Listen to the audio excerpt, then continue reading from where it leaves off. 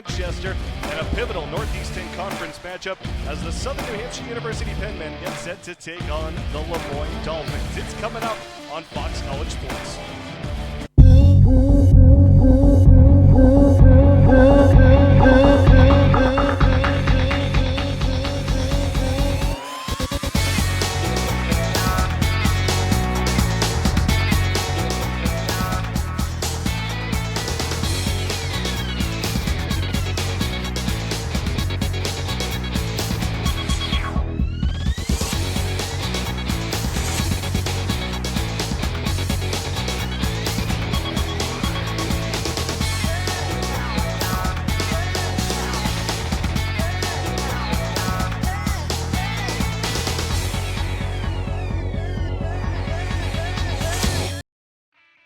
Just a couple weeks left in the regular season, a pivotal Northeast 10 Conference matchup today as the Southern New Hampshire University Penmen welcome in the Moyne Dolphins. Hello everyone and welcome to Penmen Stadium alongside Jacob Van Ryn. Ben Alcher here with you for coverage of Penmen soccer on Fox College Sports. Jacob, right now Moyne and Southern New Hampshire occupy the final two playoff spots in the Northeast 10. A valuable 3 points on the line today. I think this is really the game of the year for probably both these teams, but especially, Ben, for Southern New Hampshire. We talk about what they have on the horizon schedule-wise. Don't want to take anything for granted, but their final few games are against the bottom teams in the Northeast 10 standings right now. So if the Penmen can come away with a good result today, I think this really propels them forward to make a nice push late in the season. And Moyne has had an excellent year as well. The Dolphins, a team that can always pull a surprise as long as they get into the playoff tournament. And right now they're being led by Robert Rohrhirsch. Robert Rohrhirsch has done a lot of good things for them offensively. They've had a couple of really key injuries to guys they've counted on. He has stepped up, and he's one of those guys that as he goes, this Moyne team goes, when he scored a point, scored a goal actually, they are 6-0. So you're going to have to contain Rohrhirsch or the Penmen. And this is a Moyne team sort of takes on the personality of their head coach. Really a grind to make you earn things. You have to play well to beat them. They're not an A-plus talent squad, but they're very good, very skilled. They make you earn everything you get out there on the pitch. And Southern New Hampshire will be looking to earn that victory today. They've been a little banged up, have the Penmen. Their top forward, Alex Satrustegi's been in and out of the lineup, but in his absence, Joao Broom has really stepped up. Yeah, Broom has been really solid for them, and he's a guy who's super talented, really skilled, sort of that attacking midfielder. It's been a hallmark of the Southern New Hampshire program throughout the last couple of years. They need him to play well. They need some offensive punch. This is not your high-octane Southern New Hampshire offense. They need some more push forward. They need to control the ball. Put the ball on net. Some good things will happen. Broom, a key cog for the Penmen in the middle. Well, the Penmen getting healthy and hoping to get some goals with Broom, Satrustegi, and some others getting back in the lineup. It's the Penmen and the Dolphins.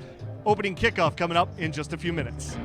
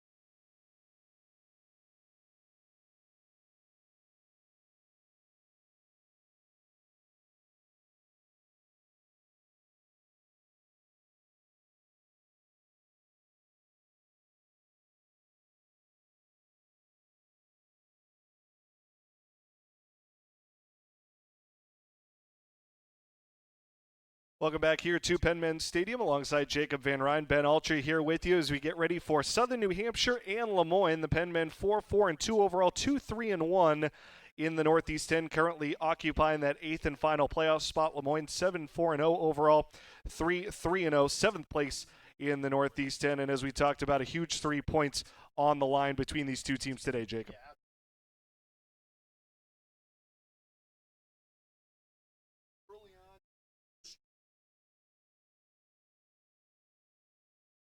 Yeah, we talked about how important this contest is for both these teams. Ben, obviously, both sides needing these 3 points.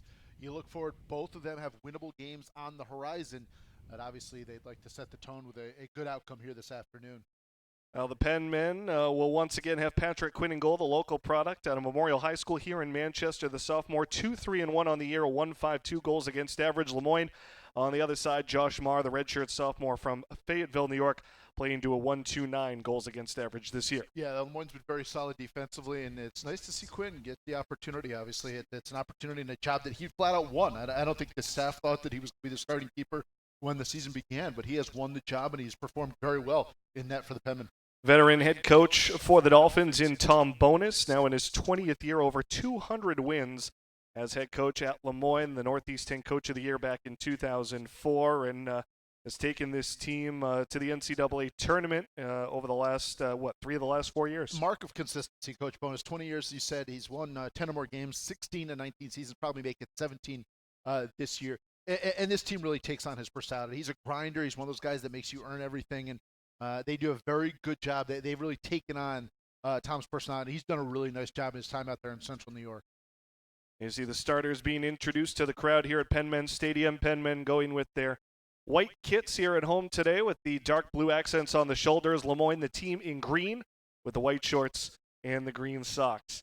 Officials for today, Bruno Mazzo will handle the official duties on the field. Theodore Kitsis and Raul Carreño are the side judges. So, again, an interesting one here today. Two teams fighting, scratching, clawing, just to get into the playoff structure. And it seems like one of those years, Jacob, where, both these teams, once they get into the playoffs, both are going to be very dangerous. And obviously you want to avoid that 8 spot. You want to avoid a Delphi, but both these teams have played a Delphi tough. Yeah, and I think there's a lot of teams in this Northeast 10 that don't want to see them get in, quite frankly, because of the championship pedigree of both of these programs. We know about Southern New Hampshire's storied history, obviously 2013 national champions. This is one of the premier programs, not only in this region, but in the country in terms of what Josh Taylor and his staff have done here, taking over from Mark Hubbard, obviously really hasn't missed a beat. They continue to be sort of that game that's circled on everybody's schedule. I don't care, you talk about record 4-4-2, whatever. They've lost some close games. Talk about all those games decided about 1 goal or less, and just sort of opportunities missed for the Penmen to really step on a team's throat and really take care of a contest early on. But as you look ahead at the on the standings, there's a lot of teams. I think if you're the Penmen, you take your chances against. I hate to say it, saying that from a team that's currently 8th in the conference. As you look forward, you're trying to avoid a Delphi. They're very talented, very skilled. But after that, I know there's a lot of good programs. I know. But if you're Southern New Hampshire, if you get this win today, Ben, you've got 5 games in the horizon. It's the bottom 5 teams in the standings. You can really quickly go from 8th, 7th in this conference to probably 2nd or 3rd by the time the end of the regular season rolls around. And certainly it would depend on how a lot of the other things shake out in the league as well. So much can change over the final couple weeks of the regular season, and Southern New Hampshire hopes that as they're getting healthy, they're able to climb quickly in the Northeast 10 standings. That was something I spoke with Josh Taylor about earlier this week. He said feels like his group is finally coming around health-wise. They had a full week off in preparation for this game, so that probably will have served them well also. And that's extremely important this time of year. You talk about health, you talk about fitness, just to get the opportunity, get your legs underneath you, not having those 2 games a week, this big gap between games. Just, hey, reassess, reorganize. You've been a lot of these close contests. Where are you at mentally? Get everybody on the same page. And Josh has done such a good job with this program, and an opportunity for them to get on the right track with a win here today. You get a look at the Lemoyne goalie, Josh Marr, the redshirt sophomore out of Fayetteville, New York, part of the Northeast 10 honor roll, second week of the season, and has made 1 appearance against Southern New Hampshire. Did not go so well. Allowed 3 goals last year to the Penmen, and only stopped 3 of the 6 shots that he faced. 7th best in the conference in goals against, 7th best in save percentage. He's played well, and this is a stingy Lemoyne defense, so they're gonna make you earn any sort of offensive production you get. On the other side for Southern New Hampshire, Patrick Quinn sort of going back and forth with Brian Murray, the senior, early on in the year, but the sophomore, the younger player, actually won the job out. But he's heralded recruit, part of the New England Revolution Academy here, and he's been a part of U.S. soccer training camps. Yeah, he's been around some really high-level soccer, obviously. We talked about it a little earlier. He flat out won the job, so kudos to him, and he'll look to play well today. Obviously, it means a little bit more being here at home, growing up locally, and the opportunity to represent your school and your institution, and obviously the place where you grew up means a little bit more for Quinn, and we hope he plays well today. The sophomore making his first ever appearance against Lemoyne. The Penmen coming off one of those close victories last week in a 2-1 win here over American International. Alex Trustigi, one of the 2 goals in that one for the Penmen. Lemoyne also coming off a week's rest. They come off a 3-1 win over Assumption last weekend. Penmen will have the ball to open things up here. Sanisha Sprachevich, talented first-year player from Germany, standing on the Lemoyne side as he'll look to boot it back, and the Penmen will take possession to open things up. We are underway here in Manchester. Beautiful fall day, Ben. I mean, you couldn't ask for better weather here. Mid-October, just a perfect fall afternoon. Now, temperatures in the 60s should be very comfortable for everybody out on the field. That fall chill, though, still hanging around, and you have the picturesque oranges, reds, yellows in the background here at Penmen Stadium. Beautiful facility, less than 5 years old.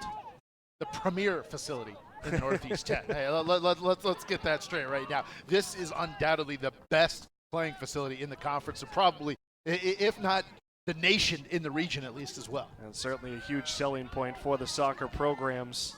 It's really funny, just to sort of bookend that point. You watch a lot of the visiting teams come here, and they come here, and as they walk through, they get their cell phones out, they're taking pictures of the facility. You don't see that a lot of places. We saw the Lemoyne guys doing that on the field before this one got underway. Well, certainly attractive to a lot of those high-level club players from overseas. That's been a big part of Southern New Hampshire's recruiting base over the last few years. Battle for the ball, and it will go out for a goal kick. Ooh, 50-50 call there, tough break. Penmen thought they might have earned an early corner, and I think both teams, you talked about, a little bit of a window between since they've last taken the field for both sides. First 5-10 minutes, going to be interesting to see how this one plays out. As Michael Gonsalves battling for it there against Patrick Strauss, the junior back. Lemoyne giving it away quickly here in the midfield. Kiko Hernandez taking it away, one of the more experienced players for the Penmen. A little bit of a turnaround this year for Southern New Hampshire. Not quite as many veterans in the group as you might be accustomed to seeing.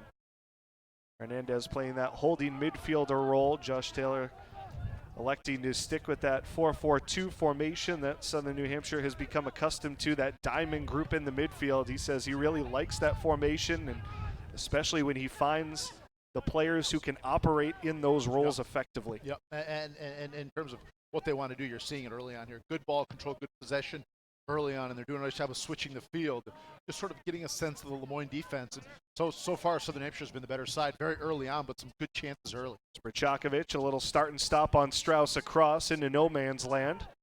A little collision there, and a foul going to go against Southern Hampshire. Not a bad effort there by Piñancos, just trying to make a play on the ball, sort of ran through the Lemoyne defender, and I think accurately whistled for the foul. That was Robert Rohrhirsch who got tripped up.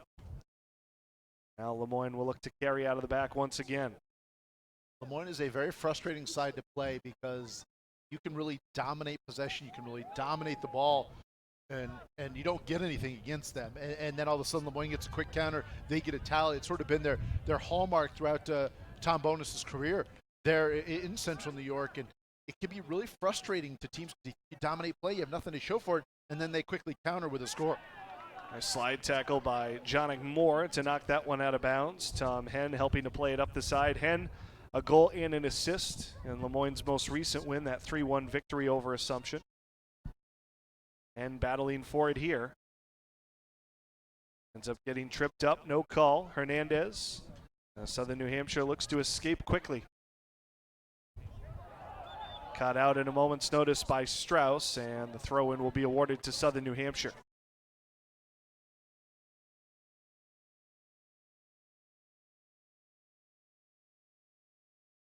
Try to give that one a whack forward in the direction of Sprakakovic. Instead, it comes all the way back for Santiago Ortega, junior from Madrid. Plays it right off the back of Michael Gonçalves. 4 seniors for Lemoyne as well, Ben. So this is a relatively young group we're going to see here today. And this is a team that's sort of learning. I think, they started 4-0, really dominated some early foes in their schedule. And, since, just 3 and 4, you should get into sort of the heart of league play. But they've had a pretty good season thus far. Winners of 5 of their first 6 in total. The only loss during that stretch was a 3-2 setback to the top-ranked team in the country, Adelphi. Yeah. Both these sides have played Adelphi tough, and they're currently at the top of the NE10 standings, as you talked about. Top of the national rankings as well for a period of time. So that's a very talented Panthers group. Adelphi, the favorites to win the NE10 this year. Lemoyne, the regular season champions last season. That got bounced by AIC in the quarterfinal round. That's early. A testament to how wide open the playoffs are. Yeah, the depth of this conference year in and year out just continues to impress, obviously. That's why what's kind of odd to see Adelphi, you mentioned, toward the top of the national rankings, currently number 3. They're the only one, though, in the top 25. You're so accustomed to seeing multiple teams out of the NE10 in that top 25 or in the receiving votes category. And part of it's just because they've beaten on each other, right? I mean, for better or worse, it's obviously speaks to the depth of the conference. But in terms of rankings, in terms of NCAA bids, you really want kind of a clearly delineated 1, 2, 3, 4, 5 type standings, and that's not the case. Cross in from Rafael Raposo. Going to go over the head of the intended target, Gonçalves. And Marr will pick it up just at the edge of the box and get Lemoyne started up the other side. Quickly closing out there, Matisse Dowry. You can see Lemoyne early on looking to really play the sort of the perimeter, not going north-south. They're trying to work the sidelines, especially on that far side as we look down upon the field here at beautiful Penmen Stadium.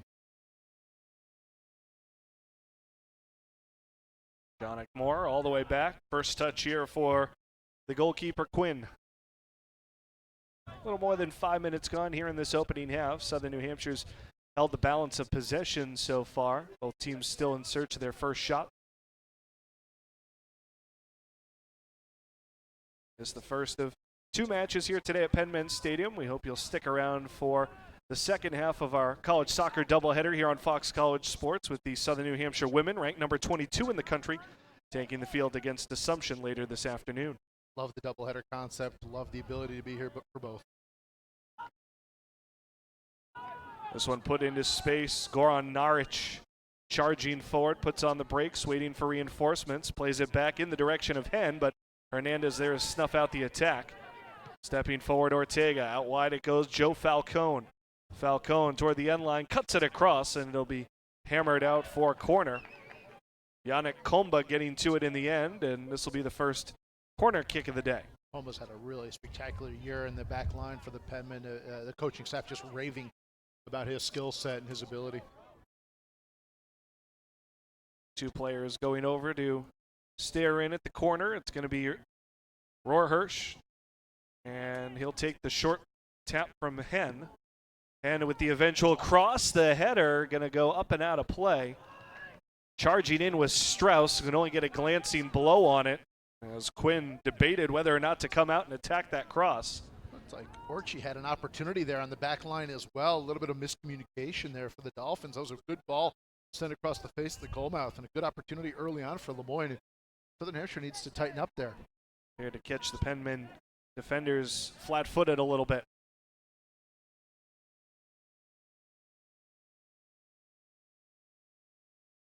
Marr will settle it down here. Leave it off for Orchie, redshirt junior from Italy. He is a threat on those set pieces, a couple of goals this year. Big kid. Nice move by Falcone to get around the first defender. Good backtracking, though, by Joao Broom. Making sure to stay step for step with Falcone there, but as Broom puts it out on the end line, it'll set up another corner here for the Dolphins. See, they bring these guys forward again. You can see Orchie making his way into the box. This Lemoyne team, a little bit short-handed, especially offensively, Ben, might be their best opportunities to get on the scoreboard is out of these set pieces as they basically bring 9 guys around the box. And plays it short. Ortega had to take a bad hop on him, and that allows Piñancos actually to come in and boot it away. Yeah, first touch by Ortega. I don't know if it caught a lip of the turf or whatever there. It sort of got away from him. Took that high hop, and from that point on, he was just hoping for a friendly bounce. No doubt. Sort of fortunate for the Penmen because it looked like he had sort of an alley there to the net on the left side. This one out of play, deflected. Another throw here for Ortega. In towards Rohrhirsch.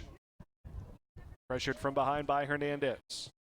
Terrence Chrysler Howard. Out the other side. Lemoyne, you mentioned a little shorthanded on offense. It's because they're playing without one of the best forwards in the Northeast 10 and Salar Faryar, a senior from Germany, out for the season. Does retain eligibility, so he will be available to come back next year for Lemoyne, should he choose to. He is a special offensive player, too. I've had the opportunity to see Faryar play a handful of times, and he puts a lot of pressure on your defense. He's really speedy, really looks to attack, and really a physical, skilled offensive weapon. That's a big loss for the Dolphins. Named to the Northeast 10 first team each of his first 3 years in Syracuse, and is already among the all-time top 10 scorers in Lemoyne history, and will have a chance certainly to become the all-time leading scorer should he come back next season. Yeah, assuming he sort of keeps up his quote-unquote pace, his fourth and final year of eligibility there, is probably likely to do so. Penmen playing a little bit more conservative here after giving up a couple of corners. Gonsalves sliding back, plays this one over the top, and offside flag is up. And you can tell already Southern New Hampshire starting to have a few issues moving that ball up the field to get in that threatening position. That Lemoyne back is strong. It's typically been strong. It's really tough to get some sort of a quality chance against them. And so far I've seen a few through balls played forward, but really no quality opportunities for the Penmen. Here's Ortega trying to get it back into the middle. It's cut out by Hernandez. Looks for a quick transition, but a nice step up there by Orchie to deny the counter, and a late whistle and a foul called on Southern New Hampshire. Yeah, really late whistle there, but I thought it was the right one. Foul on Dowry.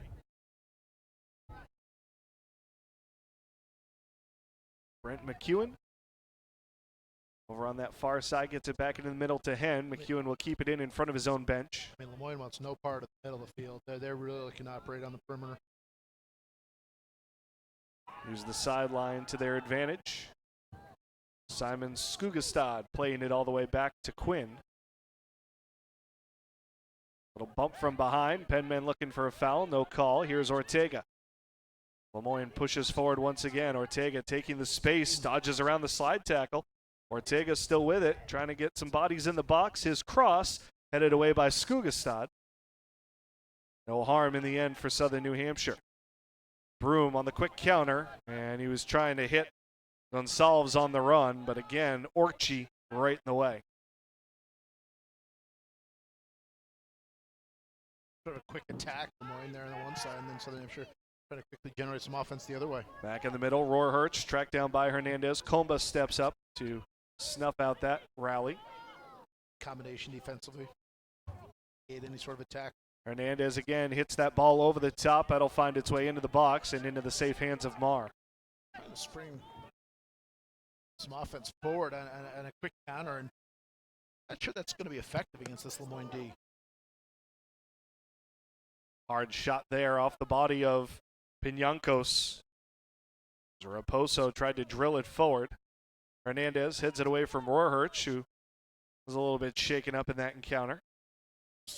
Over there for a second. That really just sort of took his breath away for a minute. Found him right in the midsection on that blast from Raposo. Dowry tried to get it ahead to Gonsalves, unable to find him. On the turnover, Rohrhirsch. Hard slide tackle from behind. That'll be whistled to foul on Gonsalves. Taking down McEwen from behind. You can take a look. That hard challenge coming in by Gonsalves. I thought it was fifth ball originally. It wasn't. That was a good call. Gonsalves, a senior, Ludlow, Massachusetts. 3 goals, 4 assists on the year. Among the leading scorers for Southern New Hampshire. And one of the few local products. We talked about the goalie Quinn themselves, another New England product to a Southern New Hampshire team that is by and large an international contingent. 10 different countries represented on this roster, and it's certainly been a hallmark, but of this program and their success throughout the years. They've done a great job in cultivating foreign talent and whatnot. And that being said, they do have some American players. We talked about a couple of starters today, and at the highest level, this is an international game. Want to win at the level that the Penmen want to win, which is compete for national titles. That's an area, and that's it's got to be a global effort. That is, as you said, long been a hallmark of this Southern New Hampshire program.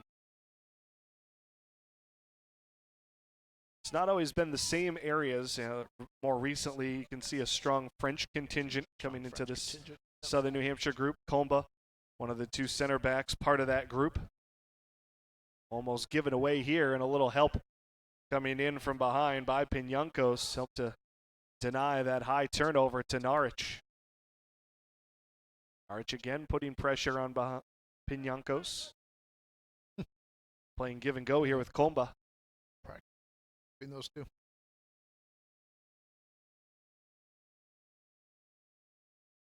Played up to Dowry. Looking for options back to Hernandez. Comba looks to switch sides. Raposo forced to reverse again. Dolphins just giving no passing lanes away right now, keeping all 10 men behind the ball here. And you can almost hear Josh Taylor down there in the field, the head coach of Southern Hampshire, saying, keep moving, don't let this get frustrating. This is what Lemoyne does. They lock you down. It's exactly their blueprint. This is how they've played for decades plus. They want to limit your offensive opportunities and then take advantage of those counters when they present themselves. See almost a solid green line. 6 players about 10 yards Everybody within the back. ball. Sure. And the defenders keeping a high line to deny a ball over the top. A very disciplined group. It always has been at Lemoyne. And again, they're not world beaters talent-wise. That's not taking anything away because they are very, very good. But you've got to play well to beat them. This one played over the top in the direction of Sprchakovic, but he's offsides. Flag up on the freshman from Mannheim, Germany, as he tried to find that ball in the air, but again just a step off. Such discipline by that back line, right? I mean, everybody on a string back there, the understanding, the recognition.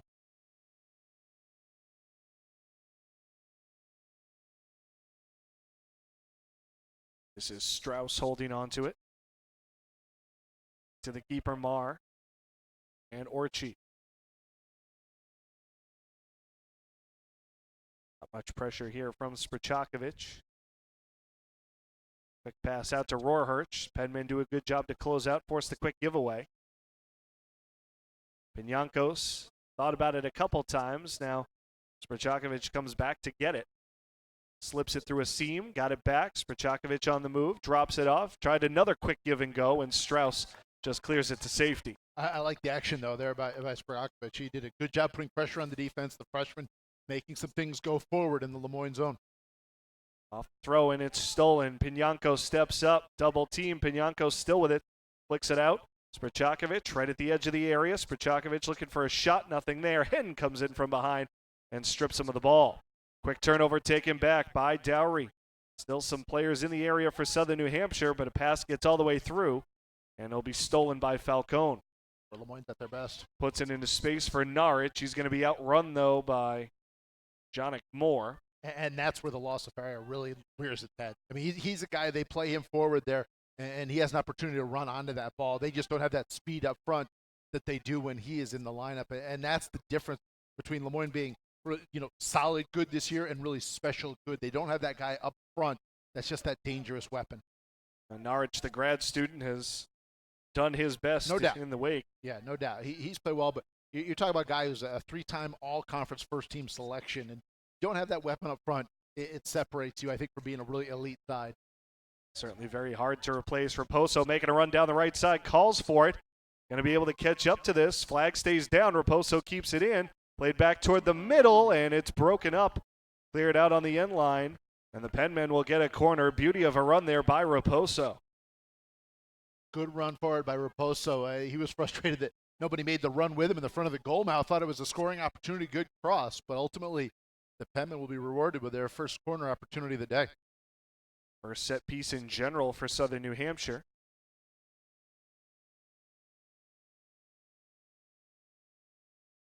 Looks like this is Dowry coming over. He'll take it short. Right back. Yep. Back in the direction of Dowry, just barely got a foot to it. Pinyanco saves it. Hernandez from about 30 yards out thought about taking a crack. Now he will, and it'll sail high and wide. Yeah, I think that's a little bit of frustration there by not getting a couple of those chances earlier in the contest. That opportunity there, not great getting him that chance on the ball. This is a very low, succeed rate on this chance. Hernandez just deciding to let it rip in the end.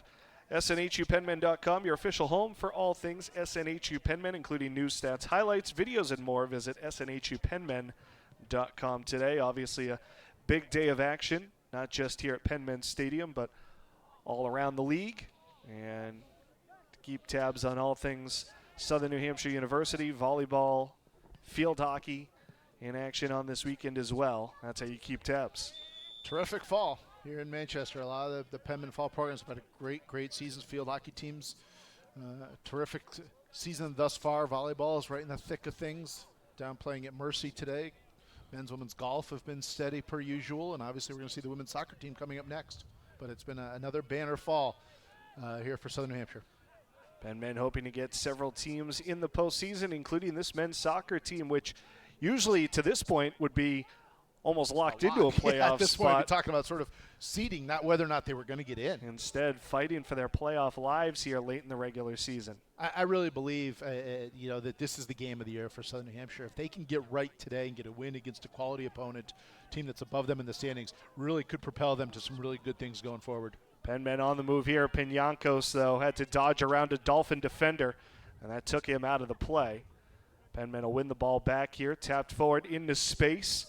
Sprchakovic getting on the end of it, has a man going toward the box. The cross won't settle cleanly. Strauss able to clear it out to Falcone. Just that little half deflection was enough. Didn't he get enough of it there to just sort of break up the attack? Hernandez to Dowry. We've talked about the Lemoyne defense a lot, but the Southern Hampshire defense, especially against Rohrhirsch, they've really bracketed him quite nicely in the middle of the field.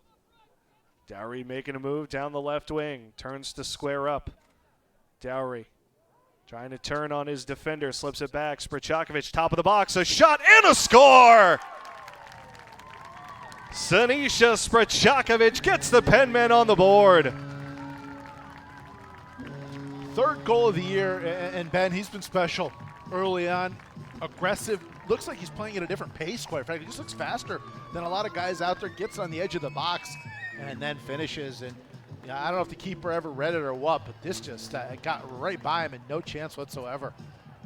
Judging by the reaction, Marr seemed frustrated, seemed to think that was going wide, and it just sailed over his right shoulder into the top corner. It was not as if Sprchakovic picked out a mail slot, so to speak, but a quality shot nonetheless, and something that maybe, as you said, Marr was not expecting. Yeah, I just don't think he ever thought that shot was coming, and by the time he really read it and where it was by him, and his only hope was that it sailed wide of the goal mouth. Unfortunately, obviously, for the Lemoyne netminder, it didn't. And I'll tell you, the freshman has been dynamite offensively. I've been really impressed with his play. His speed, he just looked like he's played at a different pace right now, and you talked about it earlier, Ben. This team having some time off. It's going to be an offsides chances. He looks to get another one, but it's clearly offsides. But, his pace, I just think he feels good. You can sense right now just playing at a different speed than a lot of players on either side, quite frankly. And I like the attacking nature. I like the thought, don't try to set up the perfect goal. Put the ball on net. Good things happen, as we saw right there. Yeah, that was something his coach, Josh Taylor, praised about him the other day, talking about his creativity and loves that, especially for a young player, that he's not afraid to be creative. And you said that was what it was probably going to take against this, consistent lockdown Lemoyne defense. It was going to take something not necessarily special, but something creative, something different, and certainly something aggressive to be able to beat them, and that was Sprchakovic right there. And I'll tell you this, it's a little bit more sweet by virtue of the fact that German native is Sprchakovic playing against 4 German players for this Lemoyne team, so you don't think those texts have been going back and forth, some of those rivalries. I think these guys, there's some familiarity between those players, and for him to get a goal early on to start this one off, it bodes well, and it's a special moment for that young man. Well, his father, a club coach back in Germany, had a chance to play for him as a youth player And obviously, when you travel in those circles, you become familiar with, lots of the other club players. It's a small community. I know it's a nation, but it's a small community, and that world is, you become really familiar. You begin to know one another. And Josh Taylor saying that some of the German players had some back and forth leading up to this one, so I'm sure that adds a little bit of importance for the freshman getting his third goal of the year. I mean, they could show us the text. We wouldn't be able to translate them. I mean, at least I wouldn't. I don't know. Do you speak German? No, I don't speak English very well, let alone anything else. A good moment for the freshmen. Let's see if Southern Hampshire this year has had a lot of opportunities. They've had a lot of 1-0 advantages, Ben, and they've been unable to sort of put the foot on the throat of their opposition. Can they get another one? Can they make sure to limit Lemoyne any quality opportunities? Don't let them get on the board and take advantage, maybe make this one-goal lead 2-0. I think if you can get another one, Lemoyne, a little bit limited offensively, I'm not sure they're going to be able to come back from a 2-0 deficit, quite frankly. Well, and if you put yourself in Tom Bonus's shoes, you're a team that tends to be a little bit more conservative and rely on counterattacking chances. Now, as you're behind 1-0, does that take you out of your game a little bit? Not yet. Obviously, still 20-plus minutes left in the first half of play. Obviously, an entire second half remaining. But as this game goes forward, we've talked about the importance of this game for Southern Hampshire. Now, Lemoyne knows the importance as well. They need these 3 points just as much as the Penmen do. So you'll see some things done differently going forward. Another corner chance here for the Dolphins, I think. Yep, nice run by Ortega, sending that one up, deflected out by a Penmen player. Ortega's been a nice spark for Lemoyne. He's done some good things. Once again, they'll look to set up a short corner here with Hen and Rohrhirsch. Again, you see 9 or 10 green jerseys basically coming forward almost to the edge of the box. And will take it, deflected right away. I believe that was Pinyankos who got a piece of it and cleared that time out by Skugestad. Up ahead to Sprakakovic. Ortega trying to track him down, does knock it away, and it'll go out for a throw. Foul will be called on Ortega for the follow-up as both players were pulled down to the ground. Quick free kick taken by the Penmen. A little bit more life in the white jerseys right now after that goal, Ben. You can sense a little bit more vibe, a little more spring in their step. Yeah, I think, as I said earlier on, when you play this Lemoyne defense, it wears on you a little when you don't get quality chances. Well, they get a special goal by the freshmen, and now all of a sudden they're thinking, all right, here we go, here we go. Offsides, the flag again up on Sprakakovic. Just a half step there. Tight one. And they're going to give him a warning as he back-heeled that ball away. Unnecessarily so. Bruno Mazzo Bruno's done a lot of games at this level. He's a veteran official, so I'll defer to him in that. Just a word of caution. Strauss up the far side as Lemoyne tries to get moving forward, but again, good backtracking there by Dowry. Raposo, Gonçalves, Pinyankos, now Hernandez. Weaving his way through the Dolphin midfield. 3-4 green jerseys settle around him, and that forces him to play back to Pinyankos. Out wide it comes, stepping forward Raposo once again. Had a step on Falcone, decides to cross it early, and slipping down was Gonçalves. Strauss taking over, and will play it safely back to Ortega. Up wide again for Falcone as Lemoyne continues to try to attack down the wings. Dolphins averaging, just a few ticks under 3 goals per game, but a lot of those, a little bit misleading, Ben. A lot of those came early on in the season in some sort of one-sided affairs. So offensively, they're a little bit limited right now, and it'll be interesting to see as this afternoon, this game goes forward, how they wrinkle their attack. They've got to find a way to get Rohrhirsch more touches on the ball. He's been really limited by the middle of that Penmen defense.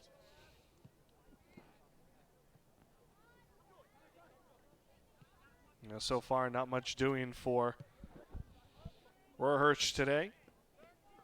Their leading scorer coming in. And even Naric, their top forward, has been held pretty silent as well.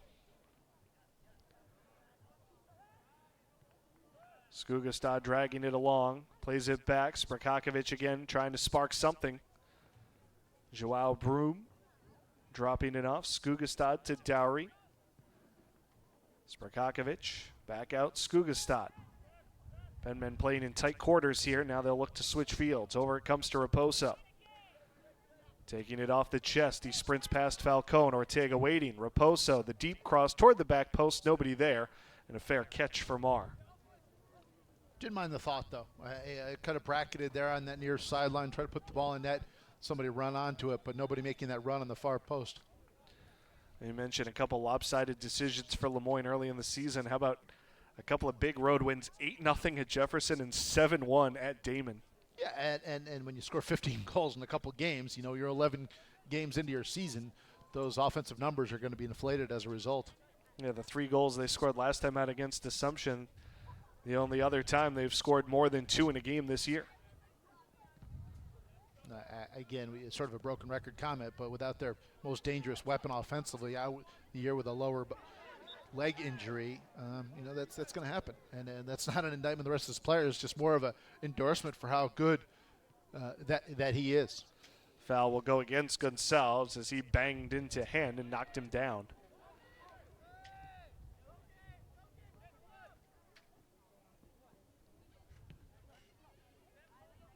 Ticking down towards 15 minutes to go in this opening half. 1-0 Southern New Hampshire. The goal by Sinisha Sprchakovic, the freshman's 3rd of the year. Off a terrific strike from just outside the box. And the Lemoyne goalkeeper, Josh Marr, completely fooled. Ortega playing it ahead. Flag is up for offsides here on Norwich. It was close, though. It was a good thought by Lemoyne. And Norwich a little bit antsy there to make that run forward. Not off by much, but he was guilty. Trying to hold his position long enough to stay on sides.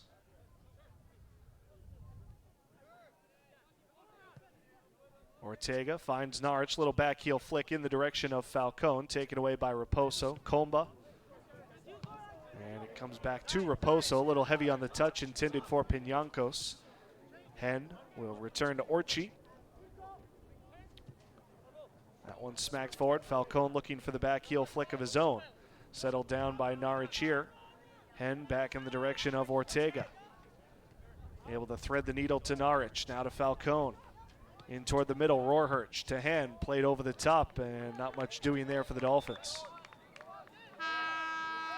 First subs of the game coming on here for Southern New Hampshire. Looks like Gonçalves will be one of the 2 checking out.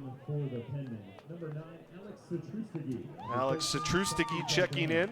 It's a name we're used to hearing here at Penmen Stadium. Santi Cardona, senior from Columbia, also making an appearance here for the Penmen. But going back to Satrustigi, the grad student from Spain, an All-America player last year, and obviously Josh Taylor welcomes his return to the field. Yeah, dealing obviously with some health issues, not at 100%. But if the Penmen are to make a run, you know, sort of the second half of the season, qualify for the NA10 tournament, maybe the NCAA tournament and beyond, they need him to be really good, and they need to get him back in form. They put him right up top with Sprchakovic, so it'll be interesting to see how those 2 pair up. The grad student and the freshman. Yeah, he's a really special offensive player. I mean, when he's right, he's really devastating. Cardona, meanwhile, plays in the midfield, taking the spot of Piñancos.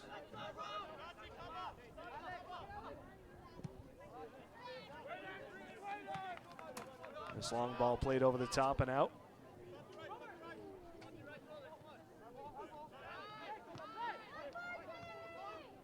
Combo with it. Hernandez takes the handoff.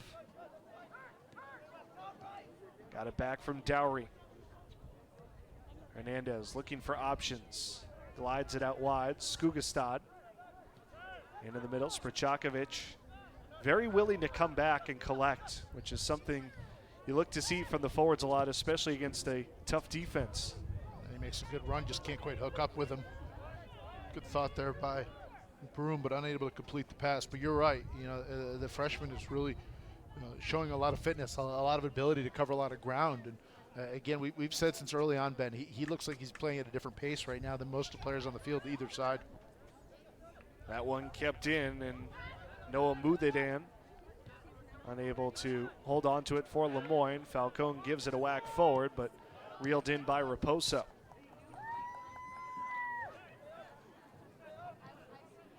As we said, now with that creativity of Sprchakovic, he's got a pure finisher working with him in Satrustigi. And Muthaden's a nice weapon for Lemoyne off their bench as well. We talked about Satrustigi, but he's among their leaders offensively. This one played into space. Satrustigi making the run, but he's just offsides. Flag came up in the end, but it was very close, certainly, for Satrustigi, cutting in behind that Lemoyne back line. See over there during that, as the play was being blown offsides, the entire Southern New Hampshire coaching staff applauding at the efforts. And again, that's just sort of the weapon that he is, just off by probably a half step or so. But it's just a difference maker when he's on the field. Also checking in for Lemoyne at that last substitution, Julian Schwartz, grad student, another German native on this Lemoyne team. Raposo, Cardona, taps it forward. Satrustigi trying to make his way toward the middle, fights off a check. Can't hold on through the poke from Ortega. Back it comes to Cardona, dropped off Hernandez. Out wide, Skugestad. Looks to drag it along. Muthaden just holding him off in front. And given away in the end. Hen, Rohrhirsch. Naric waiting for it. Muthaden making a run down the right wing. Tries to tap into the middle. Got it back off the attempted breakup from Jonik Moore.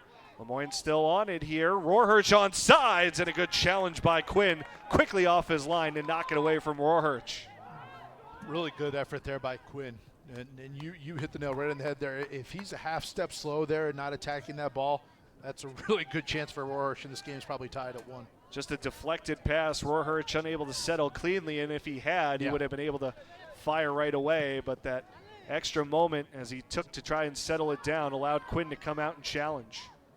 Strauss plays it back to Marr. Little token pressure put on by Broom. And a handball going to be called, and a little frustration as well there from Orchie. Take a look at the opportunity here from Rohrhirsch. Might have been offsides there. Certainly what the Penmen back line was arguing, no flag was up. And once again, a very good read there by Quinn coming off that back line and making a play on the ball. Southern New Hampshire setting up the free kick opportunity for Broom. Fans, don't forget you can help support your Penmen. Make a donation online at alumni.snhu.edu/Penmen. Fans can make a donation to any team specifically, or you can give a general gift to enhance facilities and increase scholarships. Broom on the free kick toward the back post, and a foul called. Orchie going down inside the box. That's on the near side of the goal mouth. And homecoming weekend here as you take another look at that free kick. Let's see a Lemoyne defender there, Orchie go flying. So I got to assume that was the right call. Didn't see it as I was following the flight of the ball. But homecoming weekend, Penmen soccer program had about 15 guys. A little alumni game earlier today, and Josh Taylor thrilled to have those guys back. And you know, the sense of family, the sense of community in this program is really strong, and he's really used that to his advantage. He's had a lot of guys come back and give pregame speeches, pregame talks, even talks at the end of practice, whatnot, for guys that have come back and visited and when they've been on campus, and just sort of that family vibe and the importance of what it means to wear that Penmen uniform and taking pride in what it means to play at this level and to play for this university. And getting a great crowd on hand here today for it as well. As you said, perfect weather always helps. Satrustigi definitely onside this time, able to navigate around Ortega. Here he comes, Satrustigi trying to line up for a shot, gets pushed down in the box. No call. Wow. That's a tough one. And Satrustigi with his hands on his head can't believe that Bruno Masso did not blow the whistle there. That's a tough one. It's one of those where, unfortunately, if it's outside the box, it's undoubtedly a foul call. We're going to have a foul off late. Comba Challenge goes here by down. Lemoyne. Schwartz may see the yellow card here. We'll see. Take another look. Satrustigi definitely on sides as he shrugged off Ortega. And I believe it was Strauss who just came in and looked like he put a forearm right in the midsection there. I think that right shoulder shrug there, I think that's got to be a call in that situation. Again, I think if it's anywhere else on the field, it's whistled, it's a direct kick. because it happens in the box, the referee doesn't want to award a penalty kick, but unfortunately, that's a foul, and that's got to be called, and I think that's a missed one. I think that's Penmen, really unfortunately on their side, that's a missed call by the referee. A break there for Lemoyne, as Satrustigi certainly would have had a great opportunity if given the penalty, but the no call, so it remains 1-0. And it will just be left to wonder what if. Certainly Josh Taylor will probably try to have his say before the teams go into the locker room at half. It's frustrating because this Southern Hampshire group we talked about, they've gotten this 1-goal advantage early in a lot of their games this year, just a 4-4-2 mark on the season, and they've been unable to really just sort of, put the foot on the throat of their opposition. And you get an opportunity there, Ben, you get that penalty kick, all of a sudden it's 2-0, and you're saying, hey, we're going to get this one. Instead, Lemoyne, now they just need one moment of magic to equal this game up. Sprchakovic offsides, takes the shot well after the flag had gone up. Some nice build up there with Satrustigi, and Cardona had threaded the needle. And Sprchakovic just a half step off here. You can see how different Southern Hampshire looks offensively with Satrustigi on the field. I mean, it's just a different group. It's a different vibe. It's a more dangerous front line for the Penmen attack. 3 goals in just 7 games this year. As you said, a bit of an injury-plagued season so far for the All-American. Did score last time out against AIC. Gonsalves had the other in the 2-1 victory over the Yellow Jackets.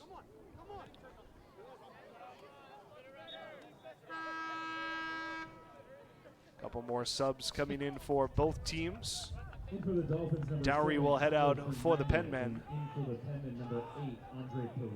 Andre Pereira comes in, the redshirt sophomore from Connecticut. For Lemoyne, Pablo Fernandez, a senior from Spain, checks in, replacing Joe Falcone.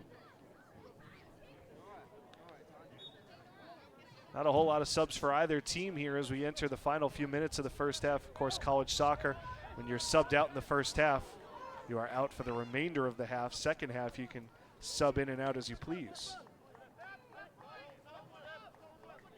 Long ball in the direction of Satrustigi off the mark, so the throw will come from Ortega all the way into Marr. Puts it well out in front of Strauss. Little miscommunication there, and Strauss eventually has to stretch out the legs to be able to catch up to that ball. Henn moves it over to Ortega. He's probably been the best man on the field for Lemoyne in the opening half, minus that last little battle with Satrustigi. Hernandez loses his balance, but is still able to play it away to Cardona. Raposo. Sprchakovic drops it off. Good pressure from behind there, as Falcone actually staying on, just switching towards the middle. Now to Rohrhirsch. Past Comba, but Falcone unable to catch up, and a safe play there made by Jonick Moore. It's Falcone's best stretch of the action we've seen thus far. Good defensive turn the defense into the offense, and the quick strike attempt there is sort of thwarted by Southern Hampshire's defense, but Falcone doing a nice job putting pressure here in the final moments of the first half. Schwartz to pride of the ball, played up the middle. Satrustigi on the run again, has a step on Orchie to the top of the box. Satrustigi cuts back, and Strauss knocks it away. First touch there was a little bit too far in front of him there. I think you would have liked to have that back. Unbelievable through ball, though, all the way from Broom. Really good ball by Broom. Really good forward ball there by Broom, and Satrustigi running onto it beautifully. And again, I know they haven't scored since he's been out there, but man, do the Penmen look different with Satrustigi up front. How much of that is Broom knowing where Satrustigi wants to be? Yeah, I mean, the familiarity between those two, absolutely. Raposo with a quick step over, and then he's offsides. Didn't expect that. Tried to run a quick give and go with Sprchakovic, and as you said, Raposo maybe not expecting that return pass. But again, I like the thought. I like the attacking nature. I like what I'm seeing from the Penmen. Now, again, they've been in this situation before. Capitalize. Hey, you haven't gotten that second goal. You've gotten a lot of chances. Satrustigi's gotten a lot of action going forward. Don't get frustrated. Keep going. Keep the positive vibes going. It's going to come. As you said, they have looked much more threatening when he's been on the field just in this little 10-15 minute stretch. They got the goal by Sprchakovic about midway through the first half, and since then the Penmen have found a way to start clicking a little bit better. Cardona to Broom, nifty little backheel drop pass. Cardona on it again, navigating away from Rohrhurch, who's got a hook of the arm. Cardona's still on it, just playing keep away. A cat and mouse game there. Fortunately for Lemoyne, it's the diminutive player for Southern New Hampshire there, Cardona. That was playing the role of cat in that situation. Giving away about 5 inches and 30 pounds to Rohrhurch, but just says, you can't catch me if you're not quick enough. Playing a little quick give and go with Hernandez, and Norwich will force Cardona to give it back to the keeper, Quinn. Final 2:30 this first half. Southern New Hampshire leading 1-0. Trying to leapfrog Lemoyne in the Northeast 10 standings. They come in behind the Dolphins by 2 points, but obviously that will change if the Penmen can hold on for a victory today. Again, with what's on the horizon for the Penmen schedule-wise, they have 5 games left against the bottom 5 teams currently in the NE10 standings. Not to say that can't change, but right now it's pretty clear the haves and have-nots. If the Penmen can get this one, I really believe, Ben, that they could run off a string of 4 or 5 really good results and put themselves right in the top 2, 3, 4 in the NE10 standings going into the postseason. Trying to find that confidence here towards the end of the season. Ortega does well to get ahead on this long ball. Knock it away in the direction of Hen. Not played with a handball. Pablo Fernandez has it caught between his feet. Eventually knocked out by Broom. That was a good effort by Ortega. And you said it earlier, he shined here in the first half for Lemoyne. He's been one of their few bright spots. Ortega with it here. Survives the challenge from Sprchakovic. Hernandez. Raposo to Sprchakovic. Oh, nutmegs Hen right to Satrustigi. But again, 4 defenders all around the ball, and Satrustigi with no help. And I think the message has come from the Lemoyne sideline. Hey, know where number 9 is in that white uniform at all times. Cardona with it, back to Sprchakovic. Cardona up along the line, tripped after the ball, and the foul will be called. And it looks like the card is coming out here. It'll be a yellow to Rohrhurch. Wow. For the late challenge. That might be a message type penalty, minute left in the half, but I didn't think it warranted a card. It was well off after the action had occurred, but it's a challenge from behind. I don't know. I haven't seen a real pattern of behavior from Rohrhurch, which at times maybe warrants being booked, but he gets one there. The previous foul for the tug on the arm of Cardona, and that time taking him down from behind. Here's Raposo trying to carve an open space. Again, Sprchakovic had the idea of a give and go, and Raposo didn't get the return pass where he wanted it. Here's a turnover. Sprchakovic thought about the shot, now takes it. It's blocked by Falcone. Chance for Broom. Looked like it went off the hand of Ortega, but not called. And Lemoyne eventually able to clear out, survives the giveaway. Lemoyne living dangerously here in the final moments of this half, I'll say that. 30 seconds, still enough time left for Southern New Hampshire to try to threaten as Ortega knocks that one out of bounds. Raposo with the throw. Gotta go here. Broom getting locked up by Ortega, tries to turn into him. No call. Sprchakovic can't cut away from Hen. Schwartz hammers it off of Hernandez. Norwich will get to it with about 10 seconds left. Knocked out of bounds by Moore. And that will do it for the first half. Southern New Hampshire capitalizing on a nifty bit of play from the freshman Senisha Sprchakovic as he scores his 3rd goal of the year about midway through. And the Penmen lead at 1-0 at the break.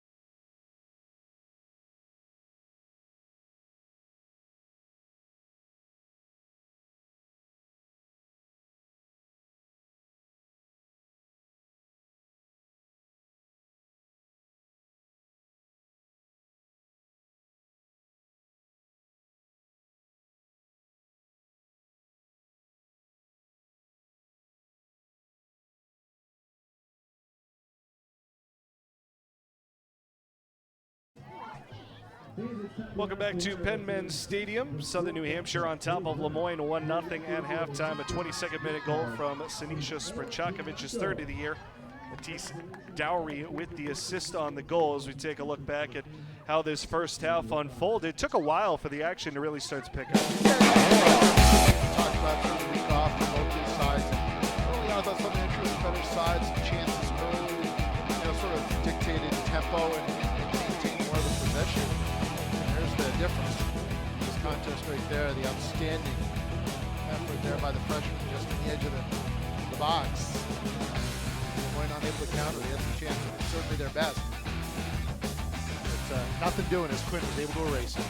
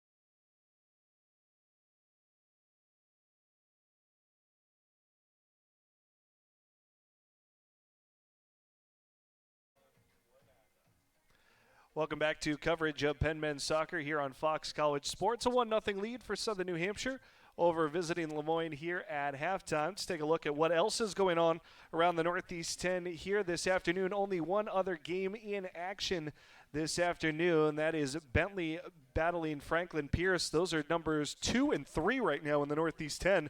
And Bentley can pull even with the Ravens with a victory. They're up 1-0 at the half. Everything else taking place later today, including Adelphi, the top team in the NE10, stepping out of conference to take on Millersville and some other pivotal contests around the conference later on this evening. We'll take another timeout and be back with more here at halftime from Penmen Stadium. 1-0 Southern New Hampshire over Lemoyne.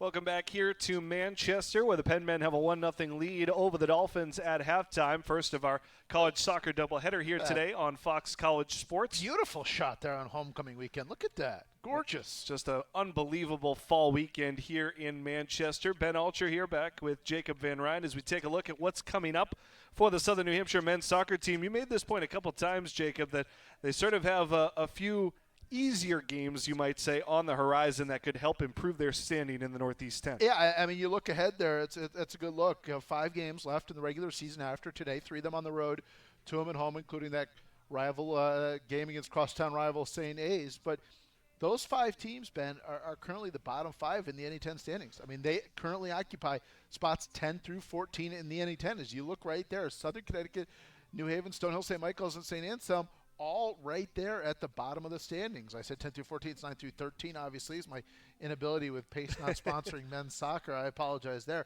But you look at, if they can get this win today, it gives them 10 points. You talked about they jump Lemoyne, right? They're into 7th. And then all those teams below them coming up on the horizon. So I know you're saying it's a disappointing season. You're a Penmen fan. You didn't expect to be 2-3-1 in conference play after 6 contests. But, man, if they can get this one, get to 3-3-1, get to 500 in conference play, I think the dominoes could fall pretty quickly, and I think this team could make a quick ascent up the standings. And certainly vaulting Lemoyne, having the win, the tiebreaker, would put the Dolphins in the rearview mirror and might give Southern New Hampshire a little bit more of an opportunity should they slip in one of those final 5 games as well. Absolutely, and I don't think that this is I don't think this is a lost cause. I think Southern New Hampshire, if they can get the win today, gets their 5th win of the year with 5 games left. I really, when all is said and done, when this regular season comes to a close, it would not surprise me to see Southern New Hampshire, Ben, with a mark of 10-4-2. I genuinely mean that. I think if they can get this one, I think they can run off a stretch of 5 consecutive wins after today, which may obviously make it 6 straight. If you include this one, the win against ASU would make it 7 in a row. I can see that happen. This team beginning to get healthy, get Citrus Stiggy back on the field. They're doing some good things, and I think they've got a chance to make a push here as October comes to a close and November gets underway. Well, that's certainly the hope for Josh Taylor, but for right now, they want to put another solid 45 minutes in the bank and put this one away against Lemoyne. 1-0 Penmen at halftime, another 45 minutes to go. We'll step aside once again, be back with more in just a moment here on Fox College Sports.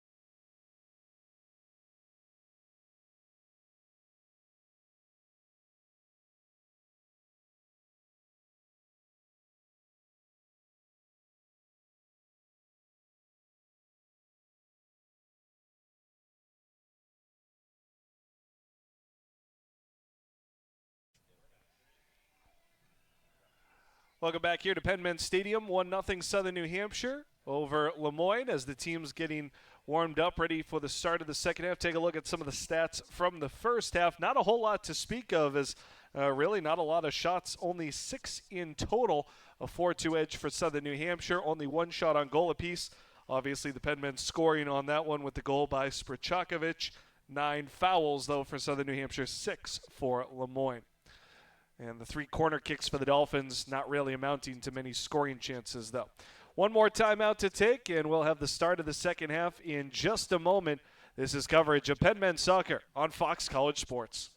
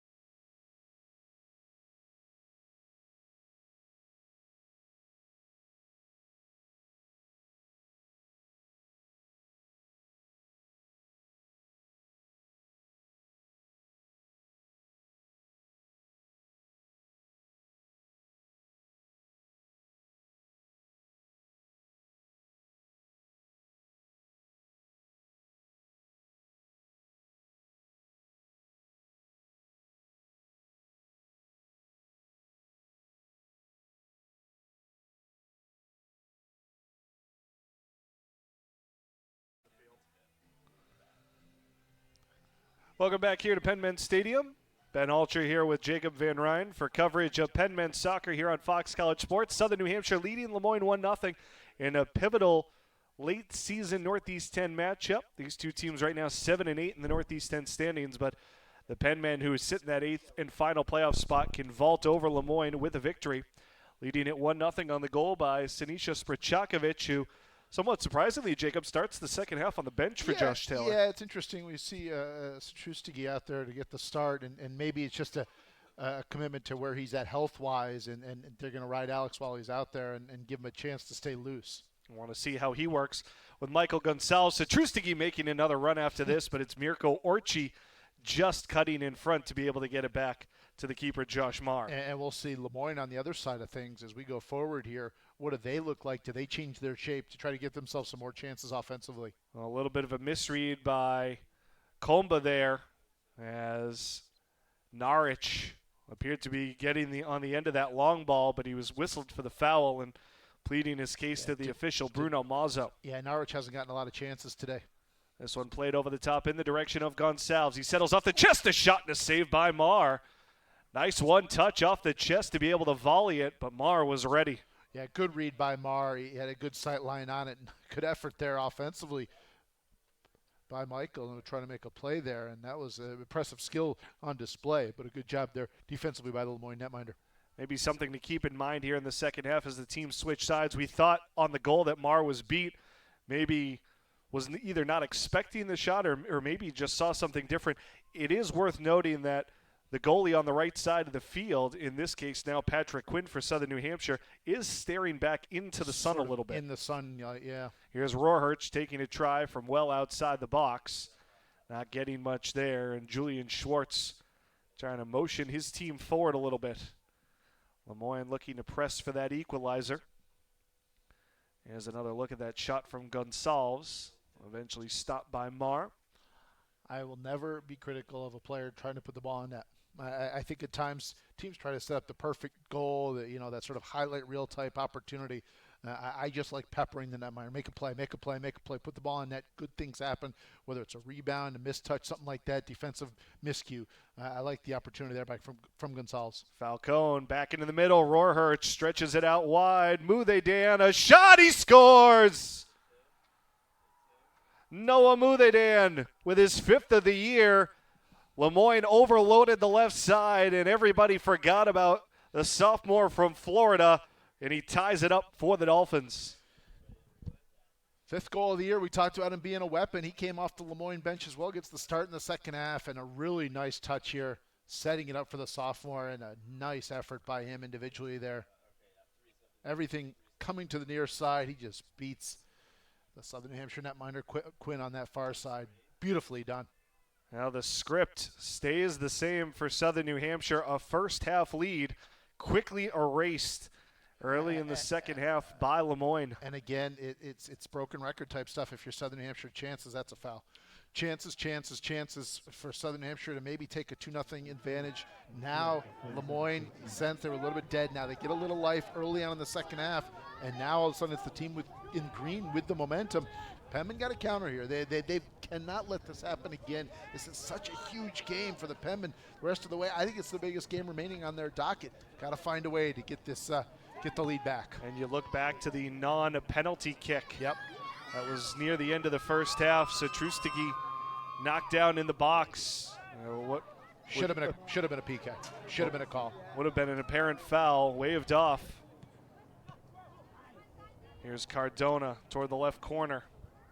Cardona drops it off. Skugestad takes it toward the end line, cuts it back across the face of goal, and nobody home. A little too much there.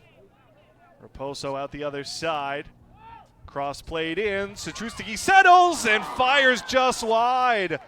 Oh, a point-blank miss from Satrustigi. You don't see that often. Boy, beautiful settle. Great work there. And unfortunately, just a little wide of the goal mouth here. Oh, man. Perfectly measured ball that time from Piñancos. Satrustigi is going to want that one back. That's exactly what I was going to say.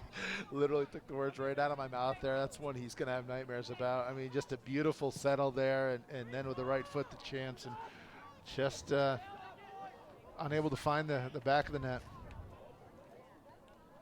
Piñancos pokes it forward. Broom with a settle. Tries to thread the needle to Satrustigi once again, but Strauss is there waiting for it. Now, just that response right there and that quality scoring chance from Satrustigi, that's obviously should build some confidence for the Penmen, as Jonik Moore with a good form tackle there on Norwich. And that'll draw a whistle. Henn plays it in down the right side in the direction of Muthedan. Comba muscles him off the ball. Comba's really skilled. He's really talented back there. I've been impressed with him. Again, Broom unable to win the 50-50 ball. Heavy touch off the chest of Rohrhurch. Ortega goes low with the header. Comba steps forward, can't knock it away. Ortega with a try. And that one will drift out wide. He probably had some more time. Lemoyne bench applauding the efforts of the Dolphins' effort here in the second half. But he might have had more time there, and the Penmen might have gotten a break. You look here, he might have been able to get another 1-2 on it. Maybe not as the Penmen defender coming forward, but it's a missed opportunity there. Tried to just place it right over the head of Quinn. Just a totally different second half right now. We've already had more scoring chances in the first 5 minutes of this second half than we saw in the entirety of the first half. No doubt, especially for Lemoyne. I mean, Lemoyne offensively was really non-existent in the first half. They've been totally different thus far here the first 5+ minutes of the second. Even look at the Penmen. Satrustigi had that great look a moment ago. Gonsalves had a chance early on. This one played over the top. And Marr will take it away from Satrustigi. You can't, well, Satrustigi is so dangerous and so talented up front, you can't fall in love with that type of play because the success rate is so low. You've got to continue to maintain your shape. Now here's a dangerous play. Nearly given away. Quinn has to come out and save it. A little soft touch from Moore back in the direction of the goalie, and it was Norwich who was chasing after it and forced Quinn to charge. One looks like a different side here in the second half. Only 2 shots in that entire first half, only 1 on goal. As Norwich with a little tug got away with it. Here comes Muthedan. Combo with a hard slide tackle to win it away.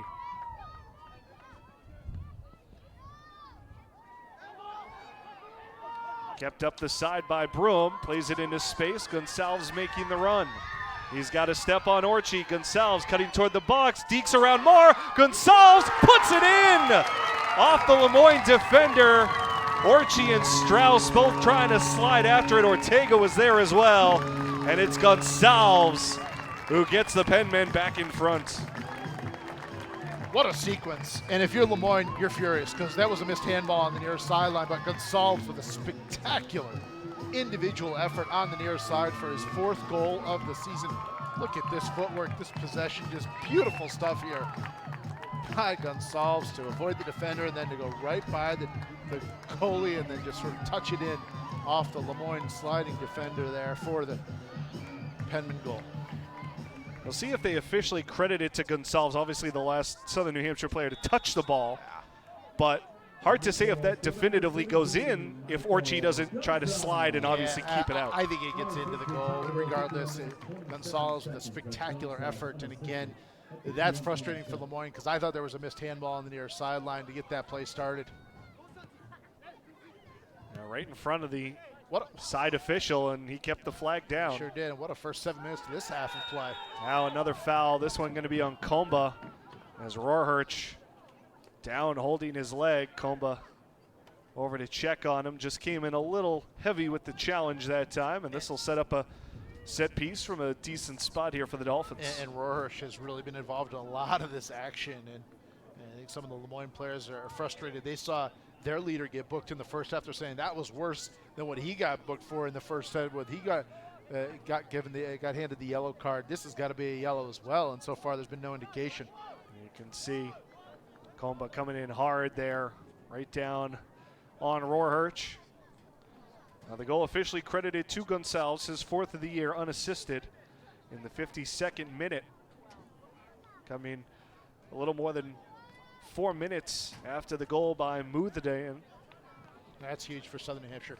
They've been the team that's had the lead and has given it up. Now they have the lead. Lemoyne gets the equalizer early in the second half, and then they reclaim the advantage off that spectacular effort there by Gonsalves.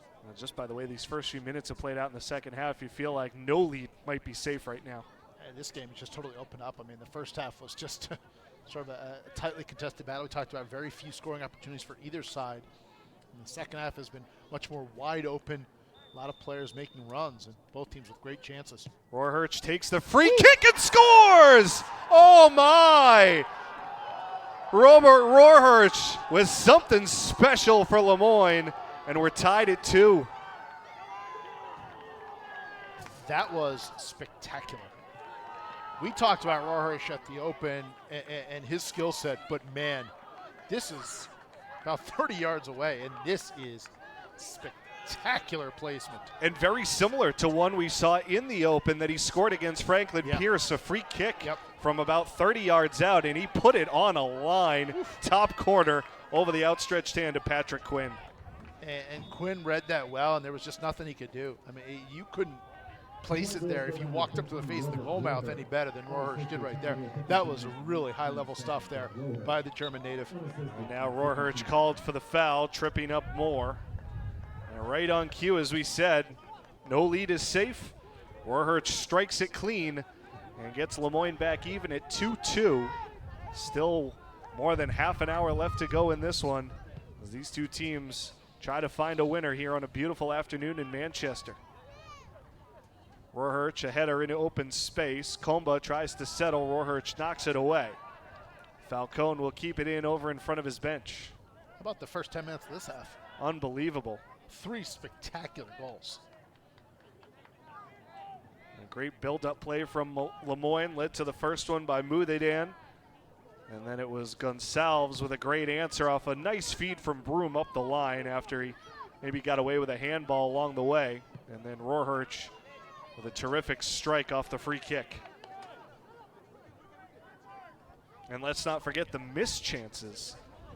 Satrustigi had one point blank that you almost never see him miss. Sure. That went away. Gonsalves had a great opportunity as well early on. This game's starting to get a little chippy. That's another collision there between Rohrhirsch and Moore. Those two have found each other a couple times here. Schwartz battling for it. Knocked away by Kiko Hernandez. Hernandez comes out of the pack with it. Along the line, shoulder down by Schwartz, and the foul called there. That's an easy call there. Possession clearly with Southern New Hampshire, and the player just run over there.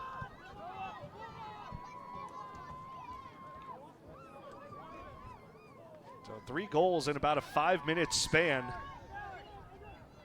As Lemoyne drew even at 1, Penmen took the lead back, and Lemoyne evens it up again. And on the latest, the goal on the free kick by Rohrhirch. Broom, not sure what he was thinking there. Tried to find a pass that wasn't there for Satrustigi. Easy takeaway for Strauss. Ortega ahead for Falcone. Joe Falcone, a little start and stop, charging up the left wing. Raposo cutting down the angle and deflects that cross out for a deep throw-in. Falcone, the local product there, and from Central New York, good find. He's done some good things for them. I've been impressed with the play of the junior.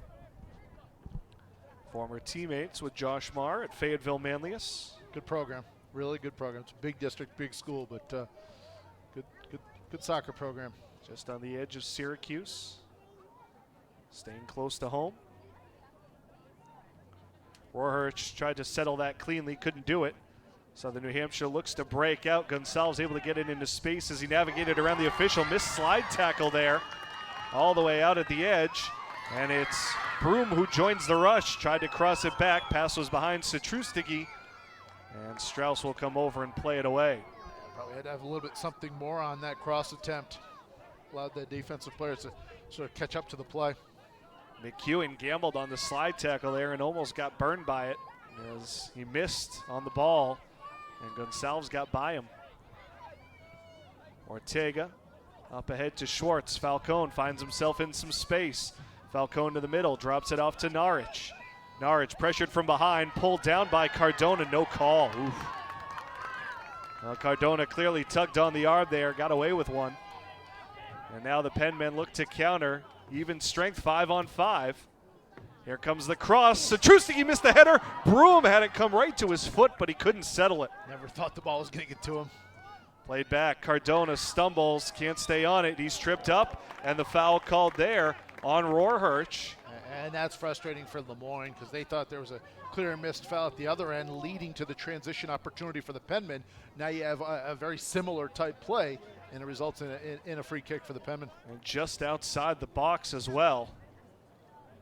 Cardona made sure to stay down a little bit after the whistle. A hard challenge there from behind. Going to be called more often than not, but as we alluded to, when you just had something similar occur at the other side, you don't get the whistle. You just like the consistency. Dangerous set piece opportunity here for the Penmen as Broom will line it up. Lemoyne will set up a 3-man wall. See if you get the second touch. If this ball is put on net, sometimes those second opportunities are the most dangerous ones. Broom gets the feet moving. Bending ball over the top. Now Broom taking shot all the way. Couldn't get it to dip down quite enough or curl back towards that near post. Yeah, got it over the wall, but unable to get in front of the goal mouth, obviously. Lemoyne keeper had a good read on that as well. Marr was all over that play. Let it come that way.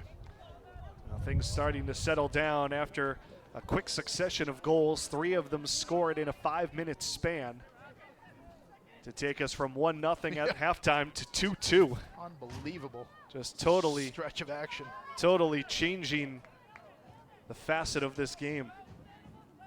Hernandez. It's hard to fathom that these are the 7th and 8th best teams right now in the NE10. Well, certainly teams that no one at the top of the standings would want to play in a first-round matchup, quarterfinal round. If you're Adelphi, you're currently top in this conference. You're thinking we're going to play one of these sides in a quarterfinal round game? Whew. And for Adelphi, there's maybe less risk because they're pretty much assured of an NCAA tournament berth at this point. But for teams 4 through 8, those might be teams fighting to get in the NCAA tournament and have a lot more at stake. Absolutely. And I mean, you debate the merits. Obviously, you want to win a conference tournament as well if you're Adelphi. But yeah, they're in, barring some sort of colossal collapse the last 2 weeks of the regular season and whatnot.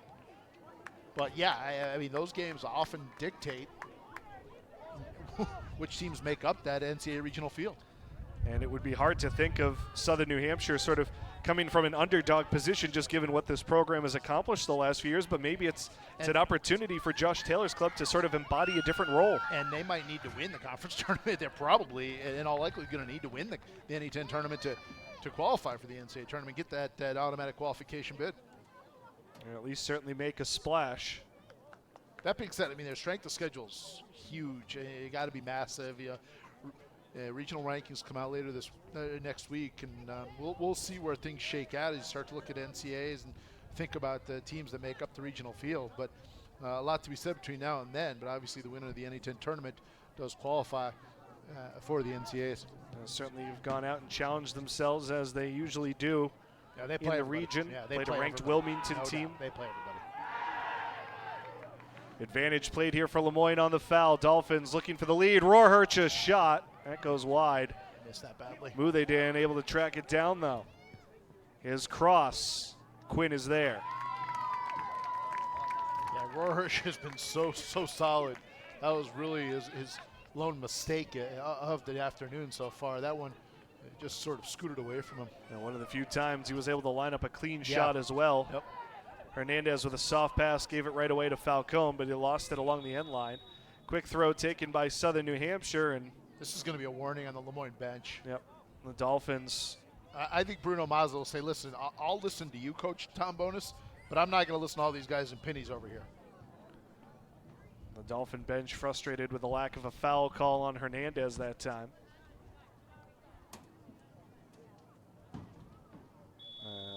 That will cause some of the Dolphin reserves to sit down as they get the warning relayed from their head coach. Comba with a little jersey pull, but a foul first. Back up the field. Called against Lemoyne. I'm laughing because immediately Tom Bonus looking over there at the Lemoyne bench. He doesn't even go playing or anything like that. He just walked in front of his guys and said, sit down, sit down, sit down. We're okay. Throw in for the Penmen. Oof. Laid off in the direction of Broom. Off the mark there, and a foul behind as it was actually Piñancos who was called for the infraction.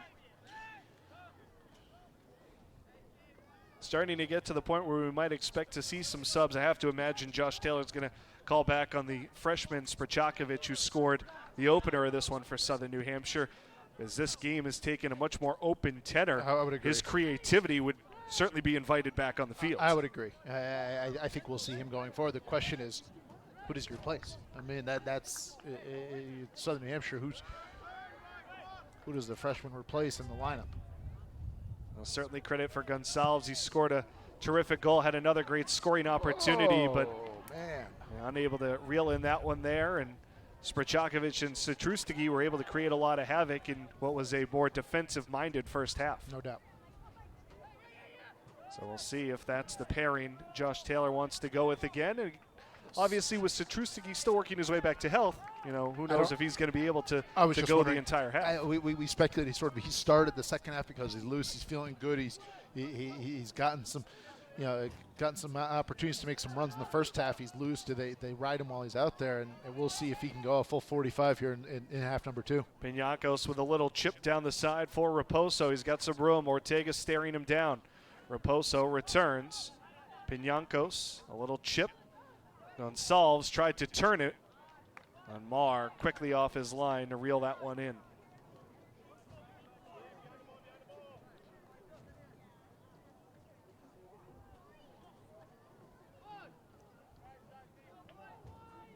Ortega will start things up here for Lemoyne, coming up on the midway point of the second half.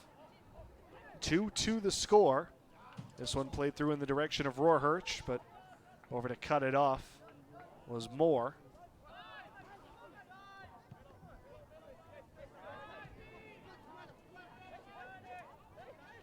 Here's McEwen. Norwich delays, looking for options. Moore blocks his path. McEwen again. Trying to dance away from Cardona, but the diminutive midfielder able to stay in front, and we'll get our first sub of the half. It'll be for Lemoyne. Looks like Falcone coming off. I expect Pablo Fernandez back in. Sorry, partner. I expect we'll see him return at some point here. More a matter of if, not when. Or the other way around. Strike that, reverse it. You were saying something earlier about not being the best at English. Right there with you, brother. Happens to us all the time. Hey, man. Hen a little trouble with it here. Hernandez tries to poke it into space, but it ends up drifting out wide. Satrustigi looking skyward, hoping that ball would find a way to bend back towards him. Ortega all the way back to the keeper, Marr. 3 goals allowed on 6 shots against Southern New Hampshire a year ago. Marr's given up 2 more today. Only 3 shots on goal, though, for the Penmen. Pretty good conversion rate. And certainly hard to fault Marr for the second one. Did all he could, but Gonsalves just made a nice move to get around him. Yeah, I thought that individual effort by Gonsalves was really special. And then on the flip side, we saw Rohrhirsch do something maybe even better with his beautiful equalizer off that free kick. The 2 teams going tit for tat, trading goals here in the second half. As Lemoyne has twice come back from a goal deficit to even things up. Still plenty of time to find a winner here, though, in the second half, especially with the way things have opened up. Nifty pass in here for Schwartz. He's offsides. Flag is up. Schwartz still battling for it. No whistle. What's going on here? I'm not sure. It doesn't appear that the officials on field had the communication headsets, so it's up to Bruno Mazzo to sort of see that the flag is up. Might not have ever seen his linesman with the flag up. Huh. All the way on the other side of the field. And maybe wasn't getting the yells from Southern New Hampshire, the defenders seeing that the flag was up. As play continued for another few seconds there, despite Schwartz being offsides. Long boot from Quinn. Headed along by Broom, but then volleyed away by Orchie. This one finds Muthedin. Scored the first of the 2 today for Lemoyne. Here's Cardona, former D1 player, Southern Illinois, Evansville. Started his college career back here in New England, though, at Dean College. This one played over the top. Satrustigi on sides, looks to settle, turns against Ortega. He fires, shot deflected. Marr got enough of it, and then it'll be cleared out for a deep throw-in. Marr's just really steady. He's in the right spot. He's a heady keeper. He positions himself well, and that was a good attempt. He just read it very nicely as Josh Taylor looks like he's going to bring a couple of subs in off his bench. Skugestad pockets the ball in his jersey while waiting for the subs to come in. Penyankos will come out, and it looks like Satrustigi will exit as well as Sprchakovic returns, as does Matisse Dowry. Might be the answer to our question, right? Well, it had been a little bit of silence for Satrustigi before that flash and the shot. Here's Skugestad slipping it ahead to Sprchakovic, trying to dance through a defender. Can't do it. Schwartz takes him off the ball, then gets tripped up, and a foul called on Dowry.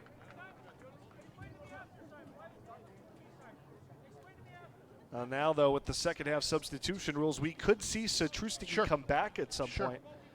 But again, a lot of that goes into how's his fitness, how much can he give. You wonder if once he comes out and he sort of stiffens up, if he can come back into the fray. Quick free kick taken, but Rohrhirsch was still down. And so they'll stop the clock here while giving him a moment to recover. Broom tried to help him up there momentarily, and I think he was set. Led to a little bit of an exchange between those two at midfield. Rohrhirsch comes up holding his head. Might have blood. And they're going to call the trainer out onto the field. Rohrhirsch waving his hand says, no, that's all right, I'm good. But that's not up to him at this point. This is a safety issue. Obviously, this is a point of emphasis in college athletics, any sport, and they will take a look at him. And this is how it should be. You know, Absolutely. This has been Student one of athlete those safety. Absolutely. one of those changes that we've seen at the college game, and it's, coaches and players will sometimes say, well, it slows down the game and it takes you out of your rhythm, but it's all for the safety of the student athlete, which has to be first priority.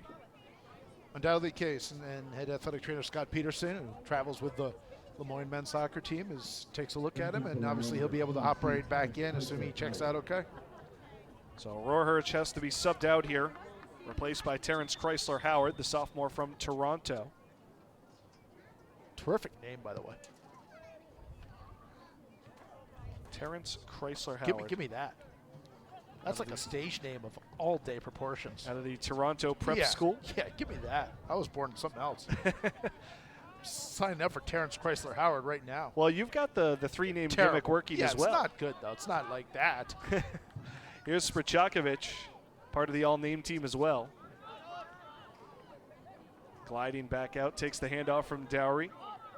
Finds Broom. Pass deflected. And a nice slide tackle there by Fernandez. Good hold-up play here by Norwich, and sprawling out was Moore to try to block his path. Yeah, good possession there, earned by Norwich. Hernandez, Raposo knocks it away off of Hernandez. Raposo wants a quick throw, goes right into the direction of Gonçalves. Quickly, two defenders around him. He shrugs off Ortega. Gonçalves cuts it back, settled by Sprchakovic. Looking for the return feed. Raposo fires across the top of the penalty area. Nobody there, though, for Southern New Hampshire. Yeah, nobody home. And Dowry unable to rescue it.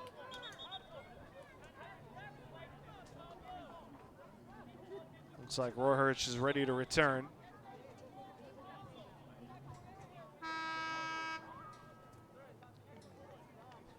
Bruno Mazzo. That's good. Checking with the athletic trainer over on the Lemoyne bench to double check that Rohrhurch is good to go and got the clearance. That's exactly what he did. Got the thumbs up there. So Lemoyne's leading scorer back on the field as we near 20 minutes left in this second half.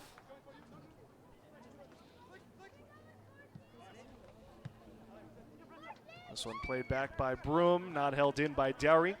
Don't forget, this season, Penmen teams will play live here on Fox College Sports 10 times over the course of the college athletics season. Take a look at the TV schedule. Obviously, the soccer doubleheader today, and then basketball coming up later on this winter. Big doubleheader against Assumption, followed by a late season doubleheader against St. Michael's, and then during the spring season, Southern New Hampshire baseball and softball. Two excellent programs here in Manchester. Terrific programs. Undoubtedly, obviously, the goal to win a conference title on both sides, and certainly very much in play. I imagine when those preseason polls come out as we turn into 2020, that they'll be atop their respective divisions. Basketball polls in the Northeast 10 just out this week. Both men's and women's hoop slotted fourth in their Northeast division. Men had a tough break last year, just missing out on the playoffs at the end of the year, and in Jack Perry's second year, they'll hope to get back into the playoff mix. It's going to be a different-looking group in the Penmen, and we look forward to a hoop season. Just practices began earlier this week, and it's right around the corner, isn't it? And taking an early look at the NE10 on the men's side. Boy, here we go. Break it down for me. I love it. I'll tell you, it's wide open. St. Anselm, obviously the dominant team last year, making the Final Four, but they lost two big guns and lost a lot of key cogs, but returned a lot of talent. Could be anybody's league this year, as it seems to be a lot of years. Yeah, I mean, this league is so good top to bottom. Norwich a little bit shaken up, and it's actually Moore who comes over to try to help him stretch out the leg. That's some good sportsmanship from Moore, and helps him out. Helping Norwich up. No need to bring out the trainer for this one.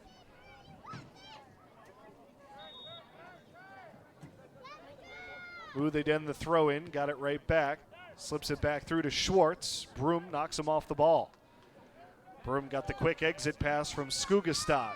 Here comes Joao Broom with a skip in his step. Sprchakovic playing it up the left side. Looking for options. Sprchakovic cuts it back. Cut it back to the left foot. The shot and the save made. He forced Marr to make a save there as he tried to cut it in on the near post. He's special. That's a really good play both ways. Good skill set here. Good footwork here by the freshman. Little cross from right to left. Got by the defender. And then Marr positioned perfectly. Quick corner taken. Here's Broom cutting in. Broom's shot blocked. It was Henn who got in the way. Opportunities for the Penmen, unable to cash in, unfortunately. Nice job by the official to get out of the way there as Lemoyne breaks out. And Moore quick to catch up and knock it away from Fernandez. Back into McEwen. Give and go with Fernandez. Anyone's game at this point. Both teams have settled back into a more conservative stance after a flurry of goals in the early part of this second half. 3 goals in 5 minutes. It took us from 1-0 to 1-1 to 2-1 Southern New Hampshire, and then 2-2 after a beauty of a free kick by Robert Rohrhirsch. Spelled like Robert, but pronounced Robert. Given away here. Push back up the other side. Somebody lost a shin guard over there. Finds exchange. Sprchakovic unable to connect with Gonsalves. Eventually Hernandez picks it up. Gonsalves with it, drags it along. Sprchakovic threads the needle. Raposo across in, looking for Broom, knocked away by Orchie, and eventually cleared to safety by Henn. Also had some more time there with the possession, trying to look for that quick sort of one-touch action. Might have been better served to maintain the possession, put some pressure on the Lemoyne defense. Sprchakovic at the edge again. Hernandez wanted to go back to him, heavily hit though. Ortega clears it out to safety for a moment. Quick throw in taken by Cardona. Sprchakovic again, looking for the give and go with Broom. Pass from Broom a little heavy, and Ortega was there to pick it up. Southern Hampshire doing a good job, though, of really bracketing and maintaining possession, really dominating possession over the last 5 to 10 minutes. Looking for those quick 1-2 combinations. Joe Falcone returns here for Lemoyne, replacing Fernandez. Have not seen a lot of the depth from Tom Bonus's team this afternoon. Fernandez has come off the bench. Schwartz, and since he came on in the first half, he's been in the game. Obviously no changes to the back line. Sprchakovic looking for Gonsalves. He's offsides. Ooh. Finished it off anyway. Close. But the flag was up.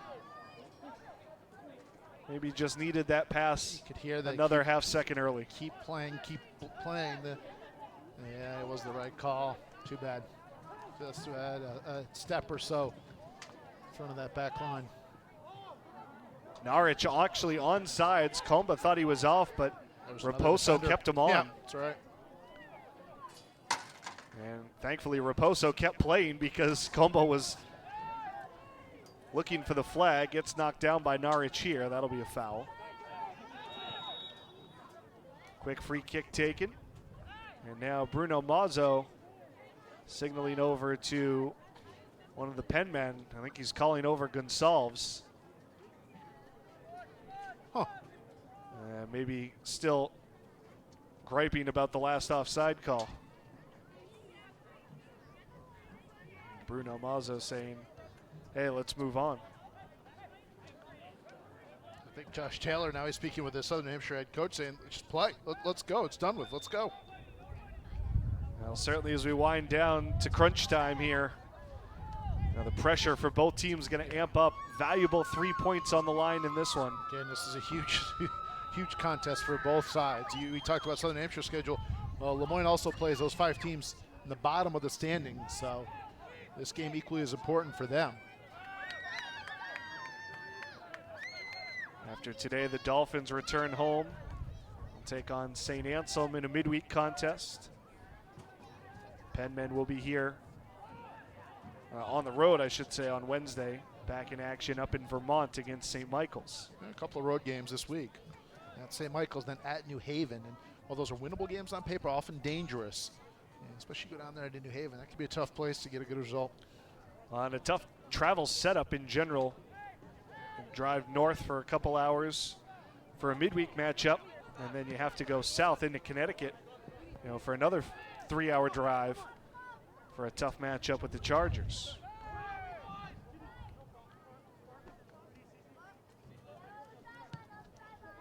Skugestad. Back to Moore. Gonsalves off the chest, settles for Broom, looking for the chip for Sprchakovic, but read well by Strauss. And then Broom trips him up.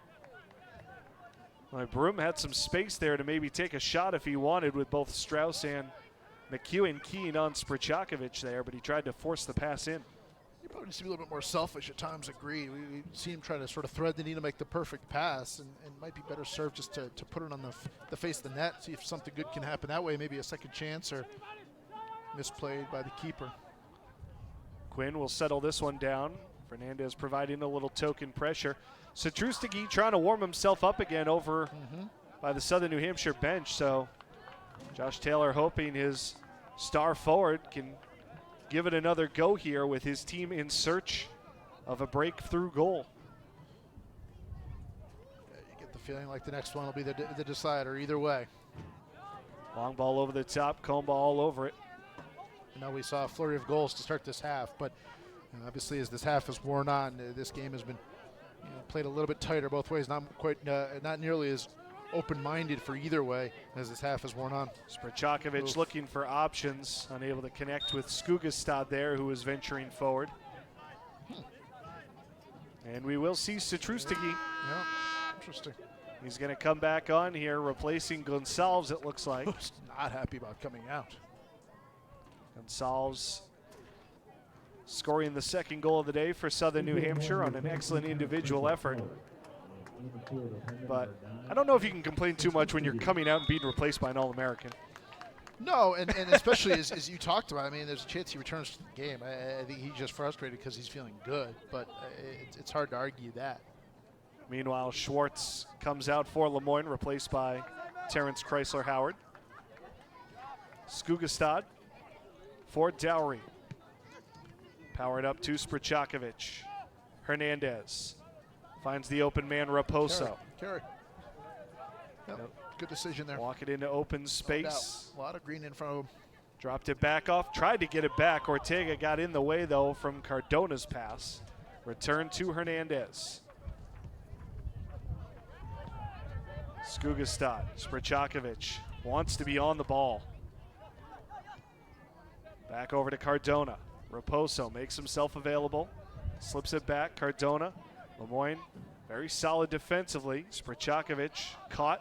Gives it back to Comba. Norwich pressured from behind. Hernandez tripped up. Norwich went down as well. Advantage play here for Skugestad.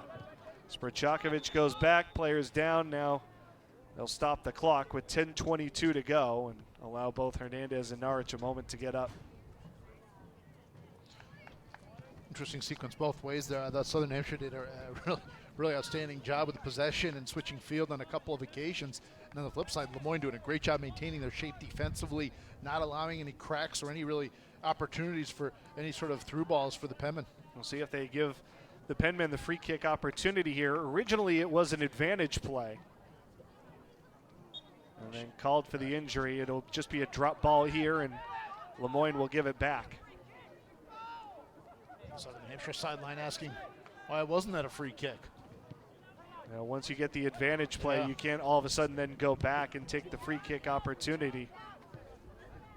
But there really wasn't much of a forward play on for the Penmen. So I think you were pushing forward. You might get a different outcome there. That's the argument Josh Taylor's trying to make, is that they really weren't playing forward. They were more playing side to side in that spot. Dangerous. Race for a 50-50 ball. Falcone comes up the worst for Ware, losing the battle with Moore. Skugestad to Broom. Broom carries toward the middle, keeps on going. Now tries to play it out wide. Raposo will chase. Don't think he's going to be able to catch up to this one, and he won't. Seemed like a last-minute decision there by Broom to try to stretch it. Raposo wasn't ready for that pass. I don't mind switching sides, obviously, but when you're doing it just to sort of do it, I'm not sure what sort of advantage you're gaining as a result. Battle here. They find Satrustigi top of the box. There's Strauss right on top of him. Penmen owning possession here over the last few minutes. Trying to lock Lemoyne in their defensive third. Skugestad, though, forced back by Falcone. Now here's Comba. Got it back from Raposo. Cardona. Hernandez. Dancing away from Norwich. Looking for Citrustigi. He's got him in the box. The shot deflected by Strauss. And it'll go out for a corner.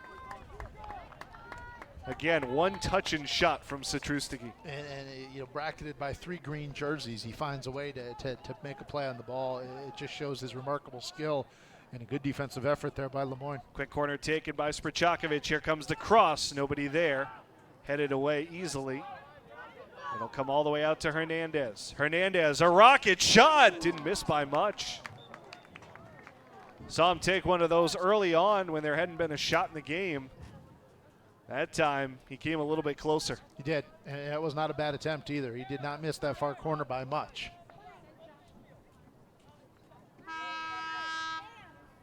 Couple subs coming in here for Lemoyne.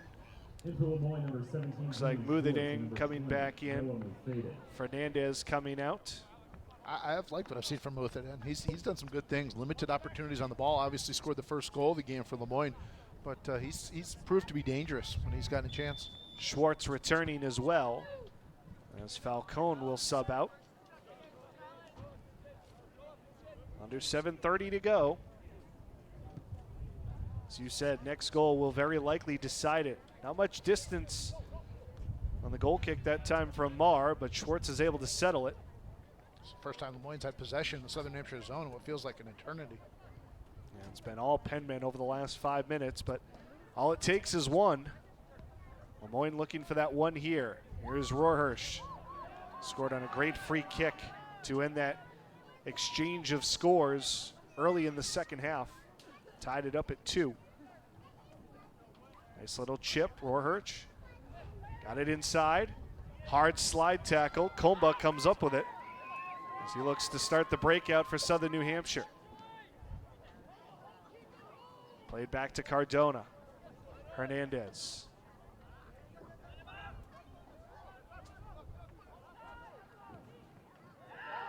This one takes a deflection off of Cardona and out of play. It'll go back over to Lemoyne.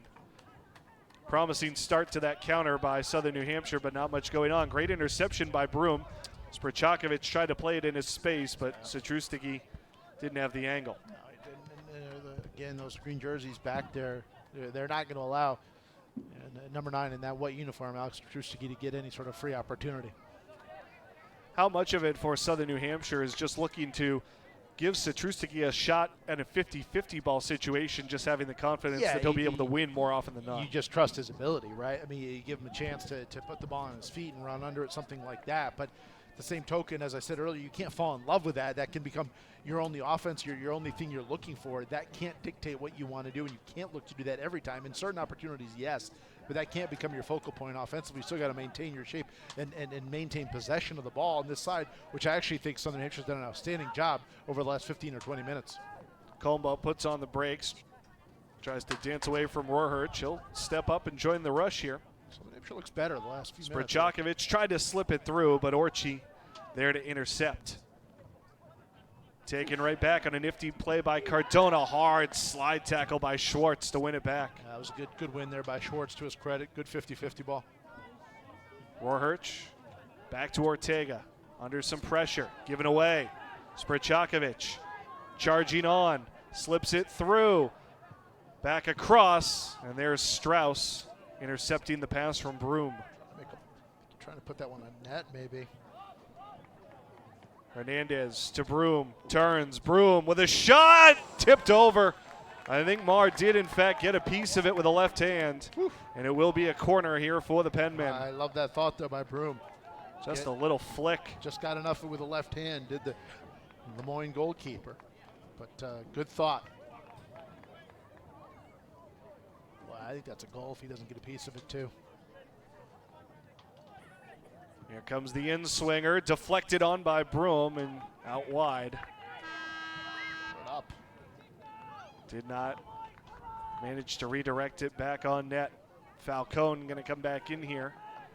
As Tom Bonus continues to cycle through the midfield, Terrence Chrysler-Howard will check out. Keep those guys fresh. I think you can see Lemoyne defensively, again, Southern Hampshire's had so much of the possession here over this second half of play that you wonder where the Lemoyne middies are from a fitness perspective. If we don't get a game winner here in the next few minutes, we'll take a break before the first overtime. College rules, 2 10-minute overtimes, golden goal. First team to score wins. And if no one scores after the 20 minutes, it ends up resulting in a tie, which I don't think either team would necessarily be happy with, but neither team would necessarily be too upset. Agreed. I think if you're Lemoyne, you're more content with the result than you are for Southern Hampshire, certainly. Just being on the road, the trip, the travel, obviously all those things. And for Southern Hampshire, it's being such a big game for them, and home crowd, the outstanding support from the local Manchester community and the students and the youngsters that are here today. You had the early lead and a little bit disappointing, but obviously a lot of soccer between now and then. For Lemoyne, 1 point aside keeps the Dolphins ahead of the Penmen in the standings as well, and there's no advantage either way in a potential tiebreaker scenario. No doubt. But if you're Southern New Hampshire, 1 point, not the worst case scenario. You stay ahead of the teams behind you for now, and you still have those 5, as you said, winnable matches in front of you. Free kick opportunity as Moore called for the foul.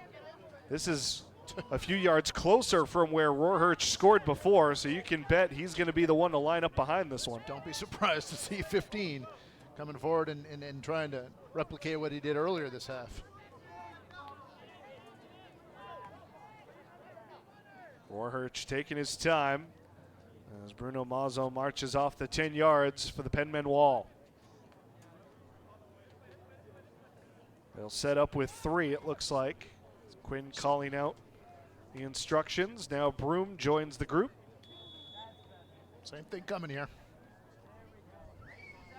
Free kick for Rohrhirsch, and it's off of Broom. That 4th man addition made all the difference. And now the Penmen want to spring a counter. Cardona for Sprchakovic, minute 30 to go. Ortega, the quick early deflection, brought it back the other way. Norwich there on an island. Norwich back into the middle, finds Schwartz, his shot blocked. Schwartz still on it, now tied up, loses possession. Comba just tried to fire it up the pitch. It comes back to Skugestad. Off the outlet, Dowry. Up ahead to Broom, 3-on-4. Broom cuts toward the middle. Tries to slip it through. He finds Citrustigi, a shot. Save made by Marr. Rebound comes right back. Citrustigi was down. Couldn't really make a play on the ball. Foul called against Cardona. That'll stop the clock with 52 seconds left. And it looks like Cardona will get booked here. That might actually be Broom for the yellow card. I think this is going to be against Lemoyne. I think this might be an intentional handball. Oh, yeah, I think you're right. Yeah, the free kick's going to be awarded to the Penmen as we get a little bit of a flyover here. What is that?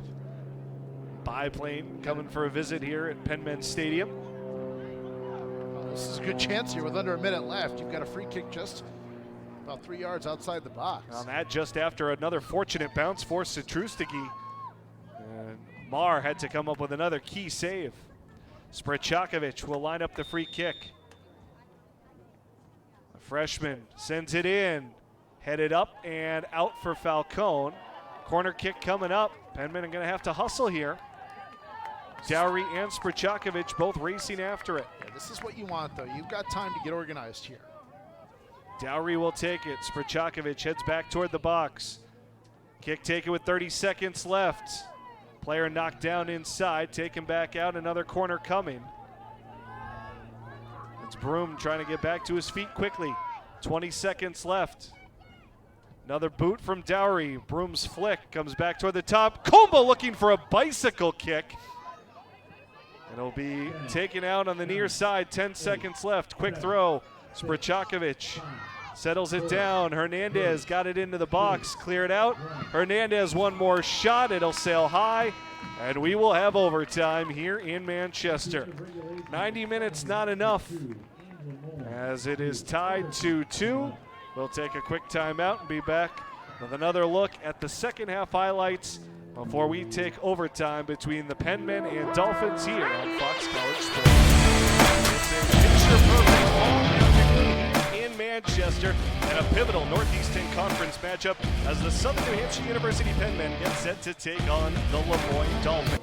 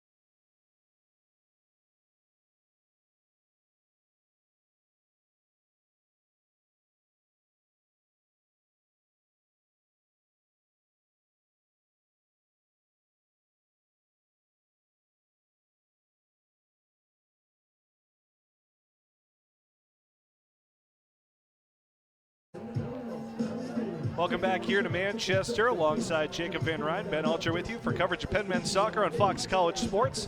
2-2 between Southern New Hampshire and Moyne as we get ready to start the first overtime. Just an unbelievable second half between the two teams. A 1-0 lead for the Penmen at the break, and all of a sudden this game turned on its head. It went from a defensive struggle to a wide open affair. We saw 3 goals in the span of 5 minutes to change the tempo. Just a tale of two halves, and it really was the first 10 minutes of the second half, quite frankly. The first half was really sort of a rock fight. These two teams really grinding and feeling one another out. And then the first 10 minutes of the second half, Ben, were wide open. We saw 3 goals scored in the stretch of about 5 minutes. And since that time, I thought Southern Hampshire was the better side, maintaining possession, doing some good things, but unable to get that game winner potentially.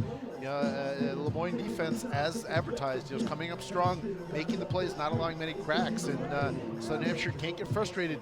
Find a way here over the final 20 minutes if you need it to get that golden goal and to earn these huge 3 points in the NH10 standings. Well, maybe the biggest story of this one right now, the non-penalty kick at the end of the first half.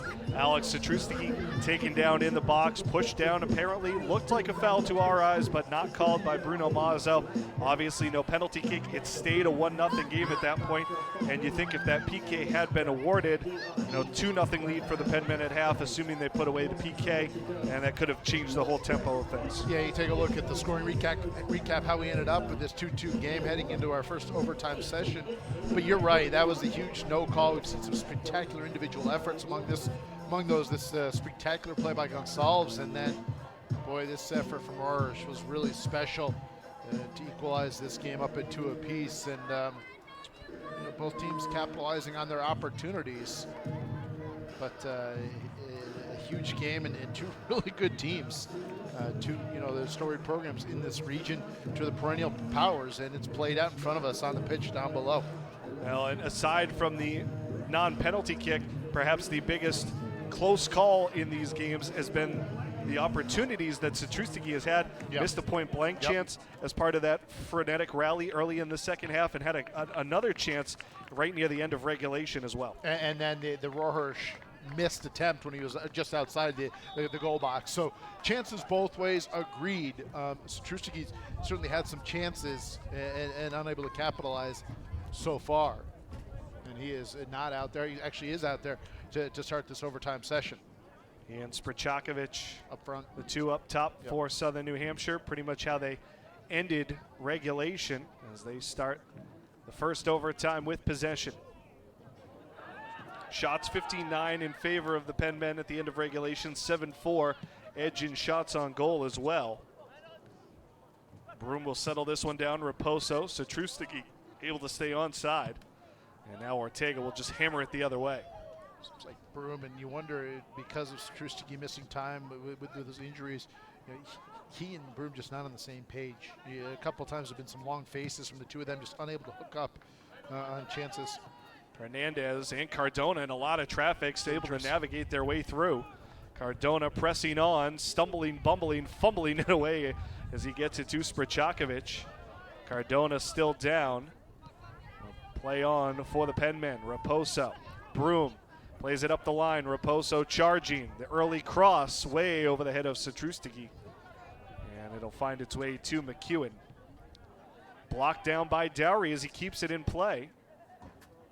Pressure still put on here by Southern New Hampshire. To the top of the box, Sprchakovic. Drops it off to Dowry. Back it comes Hernandez.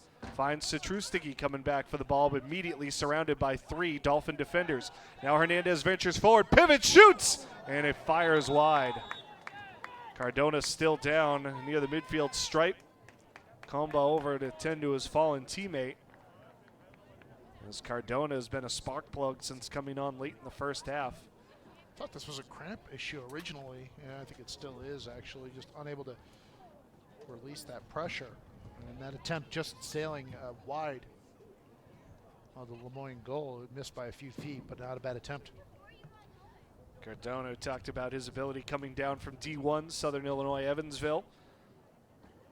Out of Medellin, Colombia originally. And looks like he's going to have to come out as he hobbles off toward the side. Now this is an interesting decision here for Josh Taylor, who he goes back with in the midfield. Looks like it's going to be Piñancos who comes back out. Not a lot of changes in the midfield today for the Penmen.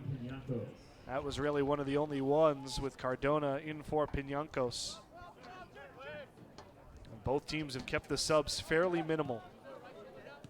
Yeah, we've seen more substitutions from Lemoyne, but it's basically been the same personnel sort of cycled in and out by head coach Tom Bonus. Satrustiki took a tug from Ortega. Quick free kick taken by Raposo. Now to Broom, squares up, finds Sprchakovic into Satrustiki.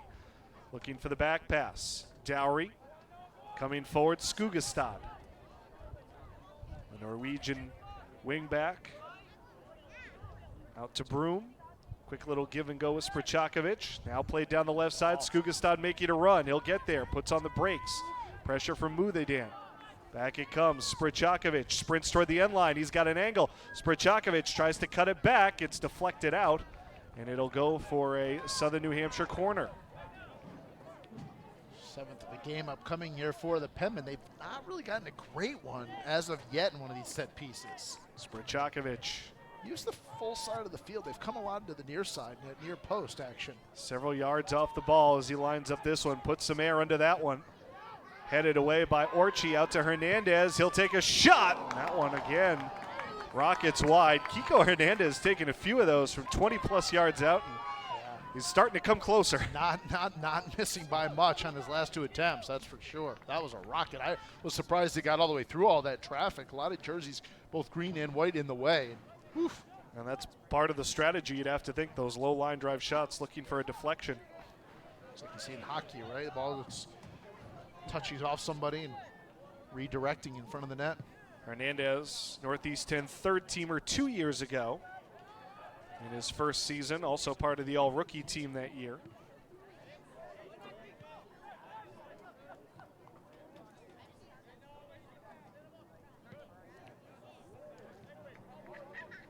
Here's Rohrhirsch getting his first touch of the overtime.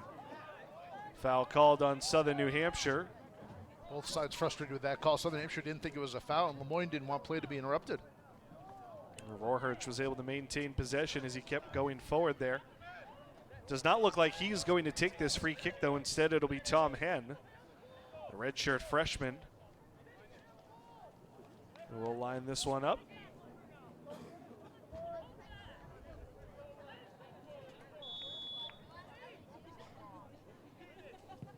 Henn drives it in toward the box.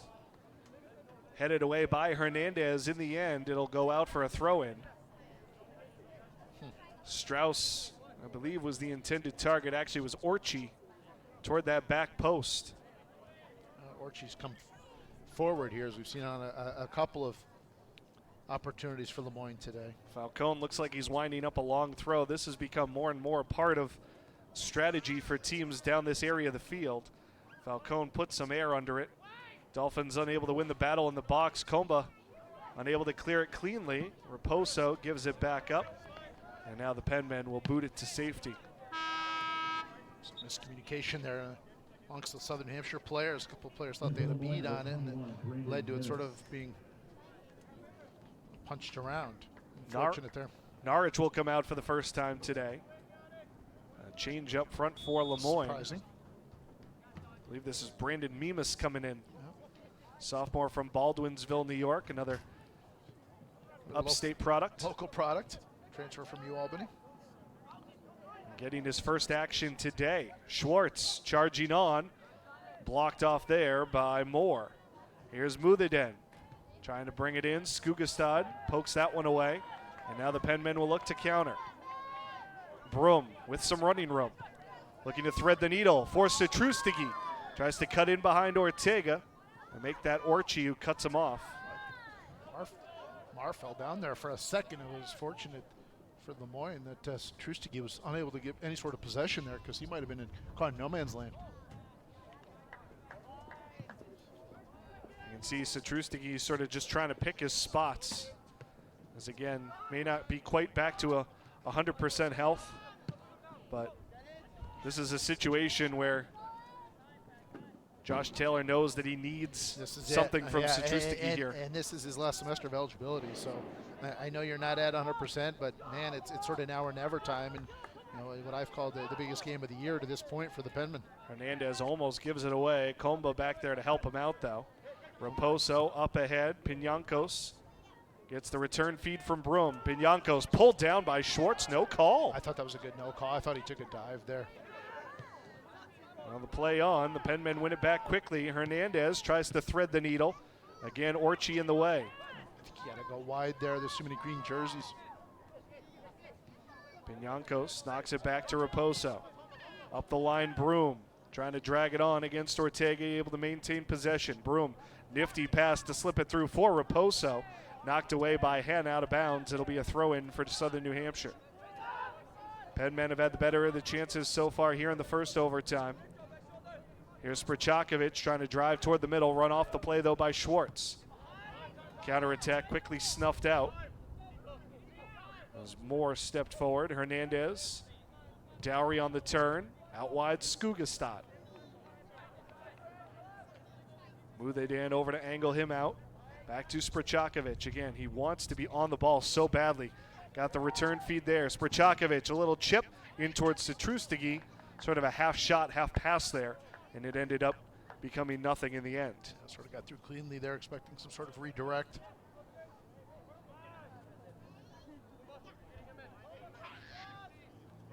Ortega will start it up. His rocket pass blocked, and then Ortega just slams Broom in the back. And they're going to stop the clock here with 1:48 to go. Ortega may be booked.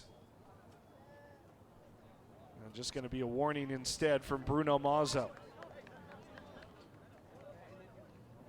Free kick from distance here. Broom will take it quickly. Got it back from Pinancos. He'll move it up the line. Pinancos tried to slip it in. Good block by Ortega.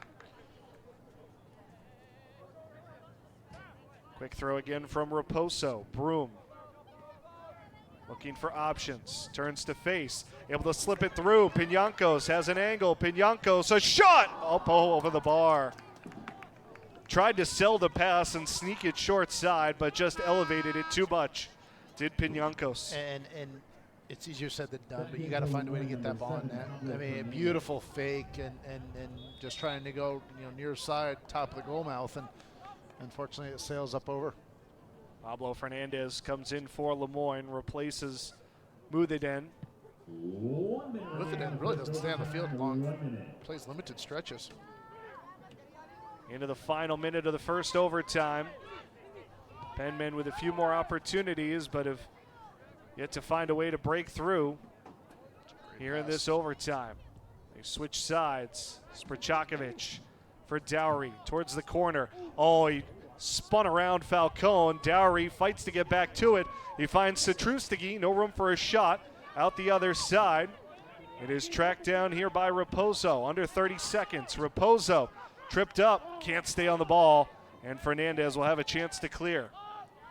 Long ball in the direction of Mimas. And a physical battle won there by Moore as he just shrugged off the challenge from the D1 transfer. 10 seconds left. Home run ball from Skugestad, easily headed away. And that will do it for the first overtime. Broom will get a shot away, but it won't come anywhere close. And 10 more minutes in the books, and we remain deadlocked 2-2 between Southern New Hampshire and Lemoyne. We'll take another timeout. Be back with the start of the second overtime in just a minute.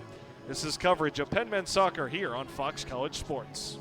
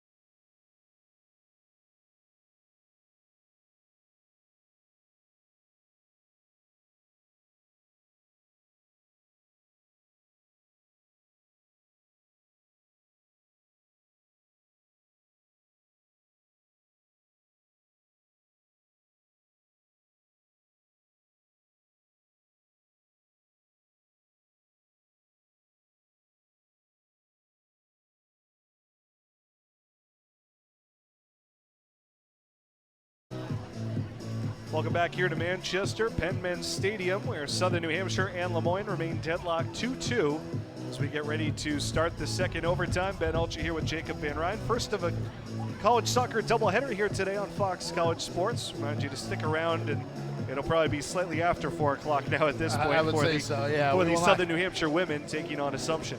Yeah, that will not get underway at 4 o'clock, but we got 10 minutes left in this one as we get set to get our second overtime session underway. And again, Southern New Hampshire's been by far the better side, been over about the last 40-45 minutes of actual live action, but so far unable to get that game winner. Well, they outshot Lemoyne 3-0 in the first overtime. I think right now, if you're Lemoyne, you're hoping to earn that point, earn the tie, maybe one good counter offensively, maybe one good attempt, maybe a corner, something like that. But right now, Southern New Hampshire, they look like the better side, and Lemoyne sort of clawing to get that 10 minutes and earn the point in this huge NE10 conference showdown. As you noted, Lemoyne would be more content with a tie. They would stay a point ahead of the Penmen in the Northeast 10 standings, and obviously there would be no advantage gained by either side in terms of a potential tiebreaker come the end of the regular season. No doubt. Lemoyne will have possession here to open the second OT. Dolphins in the green jerseys going left to right. Norwich back out there to start the second overtime. We saw a brief cameo by Mimas towards the end of the first overtime, but Norwich back out there now. Skugestad heads it up and out of play. Throw in here for Terrence Chrysler-Howard, who's come back on to start the second OT. Tom Bonus continuing to shuffle the midfield deck for the Dolphins.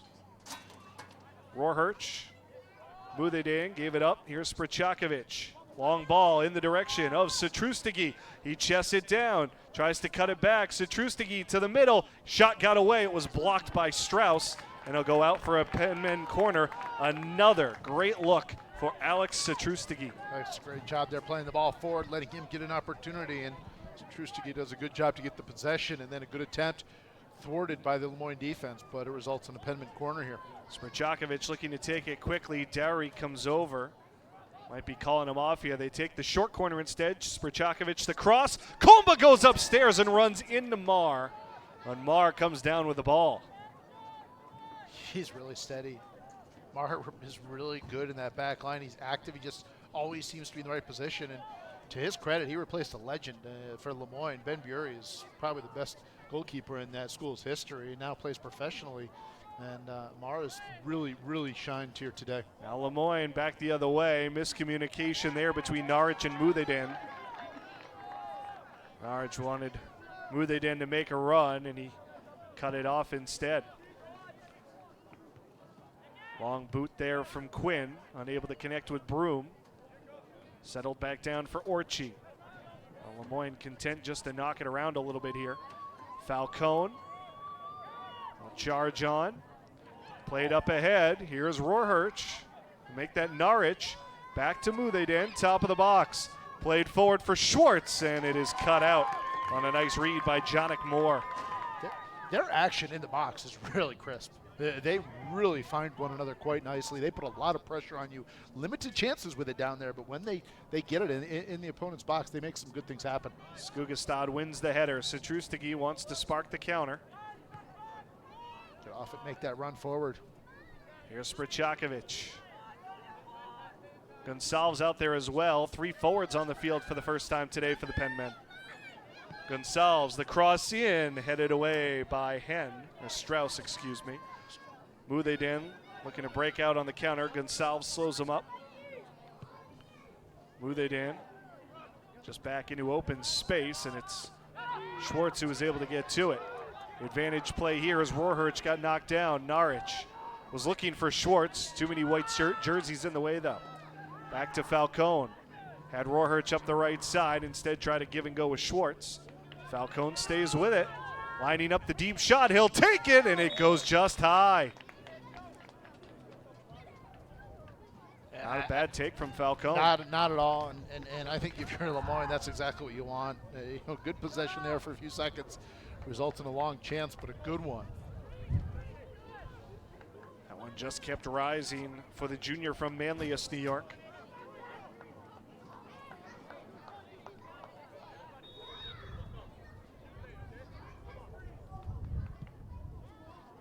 Goal kick from Quinn towards Hernandez, who got piggybacked to the ground. Box out action there. And Schwartz just coming over the top. Quick free kick taken by Hernandez, but on the wrong side of the midfield stripe. And Bruno Mazzo says, you got to go back a few more yards there. Now he just sort of throws it into the sky. Smrchakovic slips around the first man, Rohrhirsch. Keeps on going. Smrchakovic out wide. Raposo can't catch up to it. Southern New Hampshire looks like the fresher side. The question is, can they generate another quality chance or two?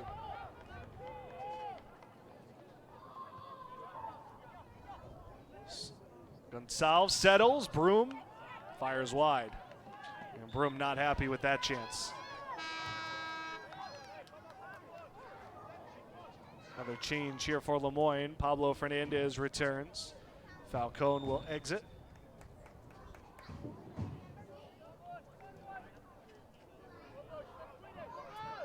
No rush here for Marr.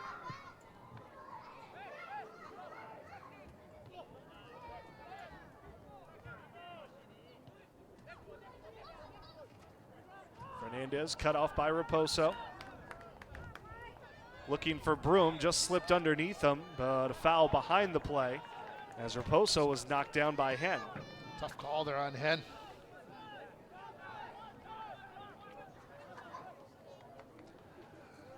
Southern New Hampshire University hosting its Field of Covered events next weekend. Field hockey game against Assumption, women's soccer against St. Rose. Help support the Southern New Hampshire University Food Pantry. Fans are encouraged to bring a non-perishable food item to those games. A couple more later on. Men's soccer October 29th against crosstown rival St. Anselm. Under 5 minutes to go. Still searching for a winner. Citrustigi lost control of it. Trying to get it back, but Strauss plays it safely. Muthedan got around Skugestad. Doesn't have much in the way of support, though. Skugestad does a good job coming back to win it back. Now Dowry trying to thread the needle for Citrustigi, but again, that's actually Gonsalves the target, but Strauss was all over it. You just sense that Lemoyne is just really content to play for a tie the rest of the way here, and Southern New Hampshire saying press forward, press forward. You can see the guys in the field say go, go, go forward, and Lemoyne very much the opposite. And as the Penmen press, they become a bit vulnerable to a potential counterattack. Here's Muthedan looking to settle, knocked away from Rohrhirsch. Muthedan's really the guy I'm worried about right now. He's been dangerous. Rohrhirsch hasn't gotten a lot of opportunities, but you know he's dangerous if he has it on his feet. He's got it here, plays it in. Norwich offsides. Oh, the flag was a little late to come up, but come up it did. Second time we've seen that today, and late whistle, but right one. Quinn can get good distance on these free kicks, looking to change field position here. Headed on by Citrustigi. Didn't know where it was. They lost sight of it midair. Gathered up in the end by Chrysler Howard. Played into space down the far side. Norwich spinning away from Raposo, got knocked down. A little bit of a screen there, took Raposo out of the play. Chrysler Howard back with it. Into the box, Norwich, some good hold-up play, knocked away, a shot and a diving save by Quinn, denying Schwartz. Undoubtedly Quinn's best save of the game. That one was targeted for the left side of the goal. Just the third save for the sophomore Patrick Quinn. And as you said, a huge one as Norwich put it on a tee for Julian Schwartz. And now a corner kick coming up, but first stoppage here is Bruno Mazzo going over to, I think, check with one of the officials, or maybe it's Tom Bodis there that he's going to have a word with.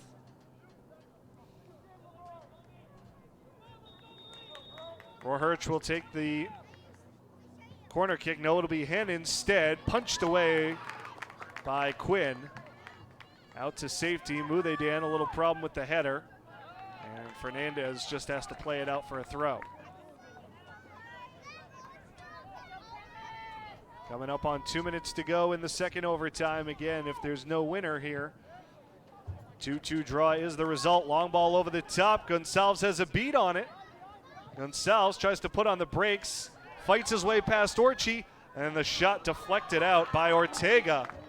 What about the battle there from Gonsalves? Gonsalves wouldn't be denied. He started running through Lemoyne defenders on his way and earns a corner for the Penmen. Like a running back plowing through safeties. Dowry hustles over. Plenty of time here for the Penmen to set up what they want. Almost everybody in the box, save for two. Dowry, a short corner. Easy exit here for Fernandez. Comes all the way out towards midfield. Played back wide in the direction of Sprchakovic.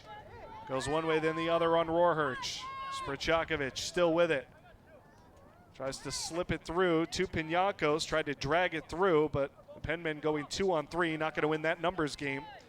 A double slide. Nobody comes up with the ball. Hernandez goes back to the ground. Eventually it finds its way to Comba. Hernandez with it. He'll shoot from there. Instead tries a chip. Looking for Gonsalves again. Put the defender on his back. And it'll be played toward the end line and kept in. Oh, Gonsalves thought it was going out for a corner.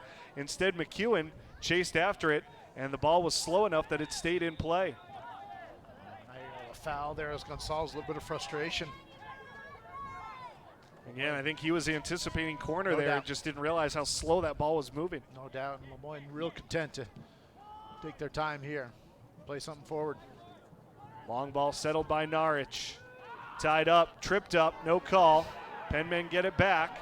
Time for one more rush. Now a foul behind the play. The Penmen want the advantage. They're not going to get it. Clock will stop, but certainly you take away that the momentum Southern New Hampshire had pushing the ball up the field. We've seen a couple of really smart fouls taken by Lemoyne, quite frankly. That intentional handball earlier and that one right there.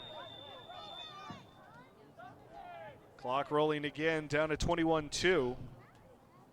They may put a little bit of time back on the clock here.